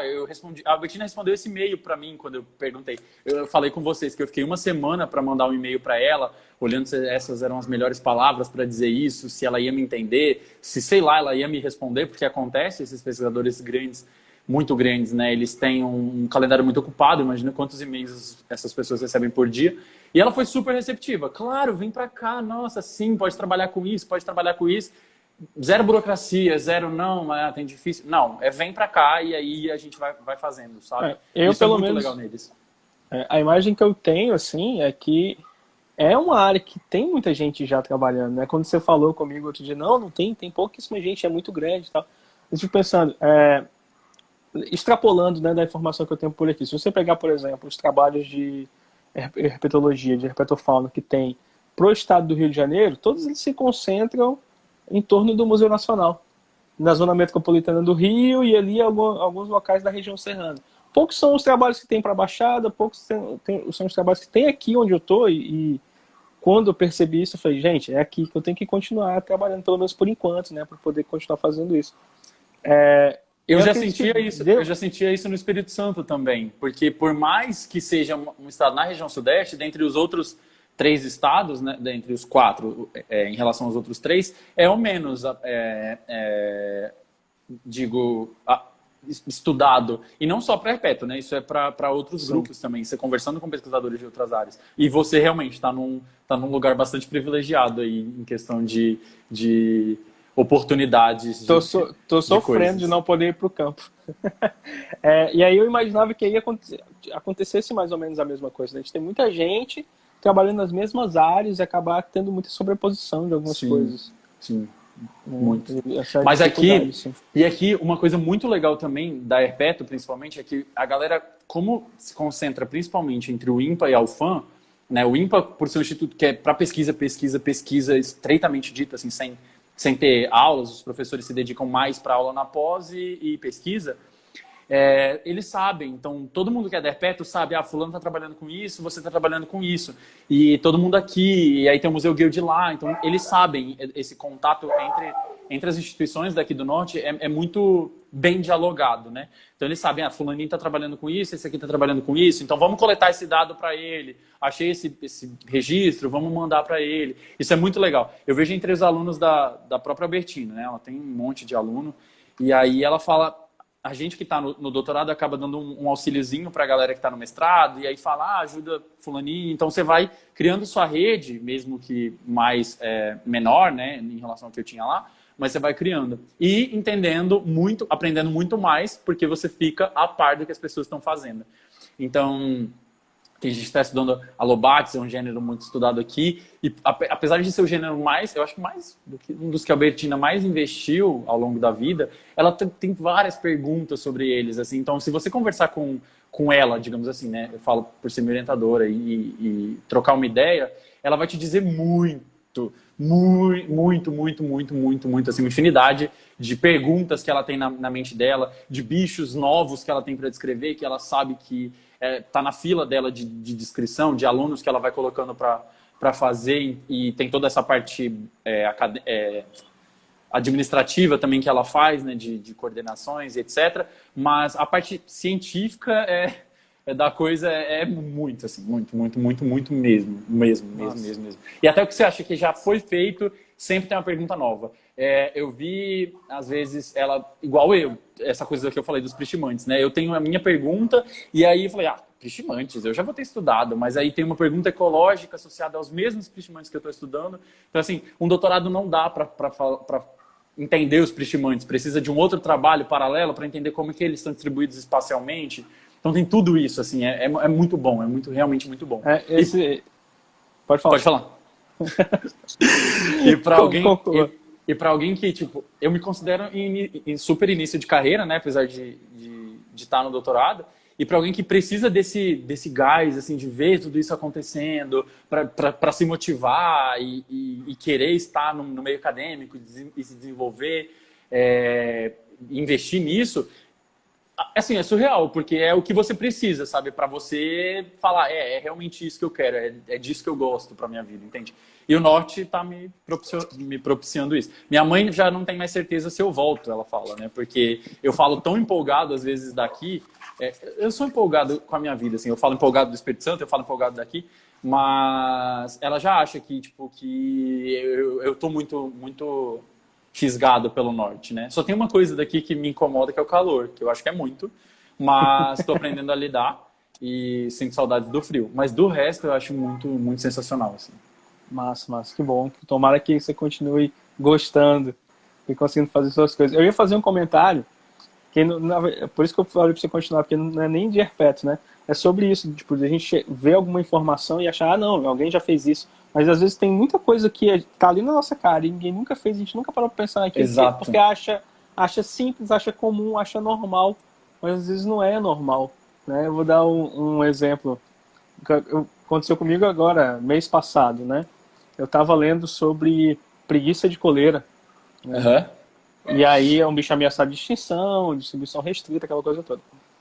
E aí eu, lendo sobre esse bicho, vi que o primeiro registro não, tem um trabalho de distribuição geográfica, ampliando a distribuição desse bicho no Espírito Santo, pro aquele Morro do Moreno, ali perto do convento, a Praia da Costa, ali em Vila Velha. Tem um trabalho ampliando a distribuição desse bicho, que é de 2019. Registrando o bicho ali. Em 2012, eu vi esse bicho lá, tirei o bicho da trilha, assim, preguiça de coleira. Normal esse bicho tá aqui, a área de ocorrência dele. E vi esse bicho em 2012, vi esse bicho em 2013, e naquela época não se sabia que o bicho tava lá. Né? E aí, tipo, às vezes informações tão simples, né, que você está habituado de ver no campo. Aconteceu isso no Espírito Santo com uma espécie de rã também. Eu vi o bicho algumas vezes, quer dizer, uma amiga viu pela primeira vez e falou, olha, registrei na área do meu TCC, que era no município bem no interior, e aí ela falou assim comigo, legal, usa esse registro, eu usei na monografia, etc, ok. Tempos depois, eu fui estagiário do Museu de Biologia Professor Melo Leitão, da coleção de zoologia, e aí lá na coleção, organizando dados, eu vi que tinha o bicho também, coletado em Barra de São Francisco, outro município no interior do Espírito Santo. E quando eu fui ler o Anfíbios do Espírito Santo por algum motivo, eu vi que o bicho não estava. E aí estava lá, um registro coletado em 1978, que não entrou na lista de anfíbios do Espírito Santo de 2011, porque passou despercebido, né? Alguém simplesmente achou, por ser um bicho relativamente comum. Depois eu fiz vários campos, encontrei o bicho de novo em outros municípios do Espírito Santo, e lá, assim, até na região de Santa Teresa, que é bastante amostrada, né? Enfim, essas... Sempre tem coisa para fazer, cara. Sempre tem coisa para fazer. Eu falo isso com as minhas alunas, né? Que eu tive algumas alunas ao longo da... Eu falo, gente, vocês podem fazer o que vocês quiserem, porque tem muita coisa para fazer. Da temática que vocês quiserem trabalhar, dá para fazer. Isso lá na Mata Atlântica, imagina aqui. Então, é bastante... Cara, é muito atrativo. Eu tenho certeza que qualquer pessoa que se interessa em vir para a Amazônia pode trabalhar com o que ela quiser. E os trabalhos daqui... Eu não sei, agora eu sou muito suspeito a dizer, mas assim, eu estou fascinado com as coisas que os pesquisadores do INPA fazem, entende? O nível e a qualidade das pesquisas que eles desenvolvem aqui. Então, assim, não só perpétuo, se outras pessoas estiverem vendo e assistindo de qualquer outra área, é inexplicável. Assim, a gente que estuda comportamento na forma mais minuciosa que existe, que é um assunto, a interação do fungo zumbi lá com os invertebrados, que eles, como eles interagem. Eu acho aquilo sensacional e o povo está investindo muito assim, de estudar isso, entende? É uma coisa, eu sou herpetólogo e gosto muito, mas é uma coisa que eu acho super interessante de trabalhar, entende?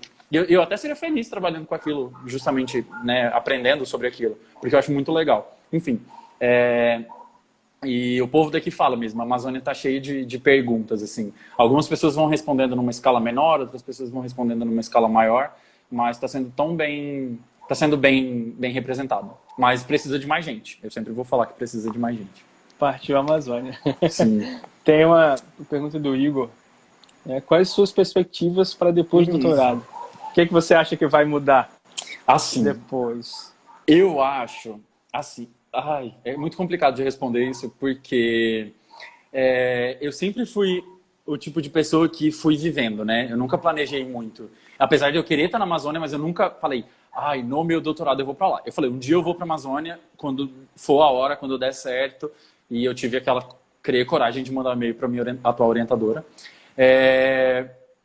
E tudo bem. Então, assim, eu tenho até um pouco de medo de parar para pensar no que eu vou fazer depois do doutorado, em razão da nossa situação atual da pesquisa no Brasil.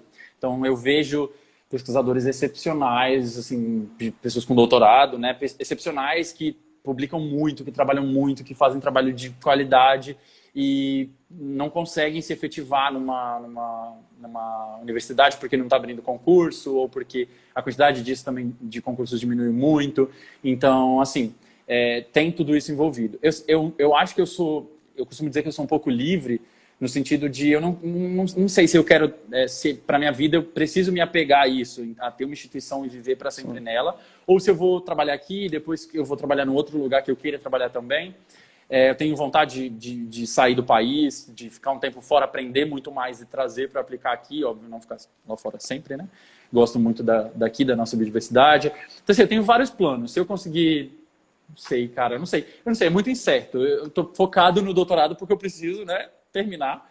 Mas se eu tiver que ficar por aqui, trabalhando aqui, eu acho que eu adoraria ser um tipo de funcionário de uma unidade de conservação, gerir alguma unidade de conservação, ou simplesmente não é a melhor palavra, né? Ou dar aula para ensino médio ou para graduação, o que for. Desde que eu continue, né? Desde que eu continue na biologia, né? Nem sempre, talvez na herpeto deem paradas, a nossa vida são ciclos, né? Vão sendo feitas de ciclos, enfim. Então eu penso muito nisso, mas tento não pensar muito para eu não surtar e achar que eu estou fazendo doutorado e depois. O Igor sabe que eu reclamo disso com ele, mas ele e outras pessoas perguntam se eu ficaria aqui. Talvez quando eu cheguei eu fiquei com bastante medo, assim, de tipo, a dimensão disso aqui é tudo muito grande. Eu me senti muito isolado e foi muito difícil eu me adaptar à cidade de Manaus, porque é uma capital, é muito grande, tudo longe, tudo é confuso, porque é trânsito, é tudo... É uma cidade, é bagunçado como uma cidade grande. E eu vinha de uma cidade do interior do Espírito Santo, que era muito pequenininha, então todo mundo sabe, até os meus amigos de lá me conhecem, porque eu não gostava de ir para Vitória, que era na capital, porque eu achava tumultuada, e corrida, e eu vim para Manaus, então, assim... mas, cara, as cidades do interior daqui, elas são um encanto, assim. Então, tipo, eu moraria fácil ao longo de um rio aí, dando aula em alguma instituição. Massa. Porque tem... E isso é tão ignorante da nossa parte pensar, mas, por exemplo, quando eu estava no Sudeste, eu jamais imaginaria, por exemplo, que tinha graduação muito longe daqui, tipo, muito... em rios, sabe, subindo rios daqui, tem faculdades e tem muita pesquisa que é desenvolvida, acho que não tem pós lá, mas tem graduação, por exemplo. Então, assim, o povo está super empenhado, abraçou super a causa, assim, do desenvolvimento, da sustentabilidade. A cultura daqui nossa, assim, é impossível falar. Eu estou maravilhado com todas as coisas do norte, né? Então eu ficaria... Tranquilamente eu ficaria. Eu até prefiro, se eu tivesse que um dia da minha vida ir para um lugar menor do que Manaus, eu preferia bastante. Mas se eu tiver que voltar para o Espírito Santo também, eu acho maravilhoso. Eu amo as montanhas de lá, da minha região, né, de onde eu nasci. Então tem tudo isso. Eu acho que não consigo me apegar muito agora, porque faltam 3 anos ainda. E eu sei que em 3 anos vai mudar muita coisa. Na minha cabeça. Nossa, e no vai mundo, mudar né? muita coisa. E no mundo, porque vai, sei lá, talvez nem exista ciência, né? Enfim, Não. doído dizer, mas... Nem brinca. Não, ciência no Brasil, desculpa, no Brasil, né? Eu acho que a gente Nem resiste, brinca. eu acho que a gente resiste, obviamente, mas assim, são tempos um pouco difíceis, então eu tô tentando não pensar para não surtar, não enlouquecer. Não ficar ansioso, né? Sim, sim. Mas a gente tem que sonhar ainda um pouquinho, não pode parar de sonhar não, pelo amor de Deus.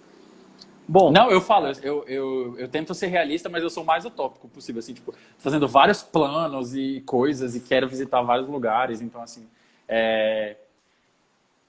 eu acho que isso é importante, mas eu tô numa fase, talvez, de estar muito resguardado e cauteloso com a possibilidade disso realmente, de tempos piores do que hoje realmente virem a acontecer. Não sei se vocês viram, não sei nem se eu poderia falar disso aqui, mas acabou de sair uma fala do ministro do Meio Ambiente dizendo que acabou de sair daquela reunião ministerial lá que o vídeo foi divulgado, dele falando que essa era a hora para infrar leis mesmo, sabe? Porque a mídia estava focada em outras coisas, no coronavírus, blá blá blá, então a causa ambiental na Amazônia passaria despercebida. E isso é muito ruim, isso é muito, enfim, é muito complicado de dizer. Mas é esse tipo de coisa que me deixa mais reflexivo. É bastante difícil, assim. E amadurecer, tipo, ficar velho, né? É ruim por isso, porque você começa a pensar no mundo, em tudo, e quantas coisas estão realmente sérias, né? Que em outros tempos da minha vida talvez eu não tivesse pensado. Mas é isso, ficar adulto, né? Ficar adulto, Ter responsabilidade. Bom, eu acho que a gente já está estou acompanhando aqui pelo relógio do computador, já está nos últimos minutos. Nossa Senhora. Nos últimos minutos, queria agradecer, Ale, por você ter aceitado por essa conversa. Acho que foi muito enriquecedor para todo mundo. Muito obrigado de verdade. Eu que agradeço. Sabe que quando você precisar divulgar alguma coisa, as portas do Herpeto em Foco estão sempre abertas para você. Sim. E espero que a gente possa trabalhar junto em outras oportunidades. Claro. E irei visitá-lo em breve, assim que possível. Anotei, né? Tipo assim, para não fugir disso. Eu que agradeço, certamente. Quando você e Letícia falaram, eu fiquei, claro, vamos falar de alguma coisa de Herpeto. Eu gosto de falar de Herpeto. Não sabia muito bem o quê. Mas, em resumo, acho que foi bom também. Eu tenho vários amigos, revi, eles viram muita coisa que eu não consigo contar no dia a dia, às vezes por um story limitado, né, que não me deixa falar de tudo isso. Então foi bem legal. E eu fiz o @frogherpeto justamente para eu postar muita foto de bicho lá e dos campos daqui, né? Tô tentando manter um pouquinho organizado. E é isso, gente. Eu tô à disposição também, quando vocês quiserem conversar. As pessoas que me conhecem também sabem que eu respondo sempre, parcerias são sempre bem-vindas. Estou trabalhando com vocês, trabalhando com o povo do Espírito Santo, que eu não consigo abrir mão. Então é tudo isso, né? Criando nossos laços. Mas valeu, gente. Um beijão para vocês. É isso. Espero que vocês tenham aproveitado um pouquinho. Galera, quem tá acompanhando aqui, essa live vai estar disponível em breve, próxima semana, no YouTube. Então já se inscreve lá. Aquela coisa de youtuber que a gente não está acostumado. Se inscreve, deixa o like, aquela coisa toda. Compartilha com os amigos. Ajuda a gente a compartilhar nosso canal. Ainda tem poucos inscritos, a gente está começando, mas ajuda que a gente vai se comunicar muito por lá. Tem um comentário do Antônio Calais, veterinário, grande Antônio, amigo nosso, capixaba, inclusive. Somos inseridos em uma das áreas que está sendo mais atacada no momento. Mas a ciência jamais acabará. Jamais acabará. Exatamente. Melhor comentário. Hoje, dia da biodiversidade, né? Exato. Então, um dia um pouco complicado aí pra gente da ciência, né? Caiu exatamente nesse dia, né? Que pra gente é tão marcante. Sim. E para encerrar ali, o pessoal tá pedindo para você cantar e dançar. Eu não sei cantar, não adianta. Assim, cantar é meu último dote possível, assim. Mas eu vou mandar pra Letícia o Watanabe, que eu tô vendo que ela tá falando. Pronto. Vou mandar pra ela a música do Boi. Pessoal, a gente vai ficar por aqui. Se tiverem sugestões de vídeos pro YouTube, manda pro nosso direct, manda aqui, é sempre um prazer estar colaborando com vocês. A gente precisa que vocês interajam mais com a gente para a gente saber onde focar os esforços para produzir material. Tá bom? Ale, mais uma vez, obrigado. Até Obrigado a mais, vocês, pessoal. gente. Até breve. Até mais.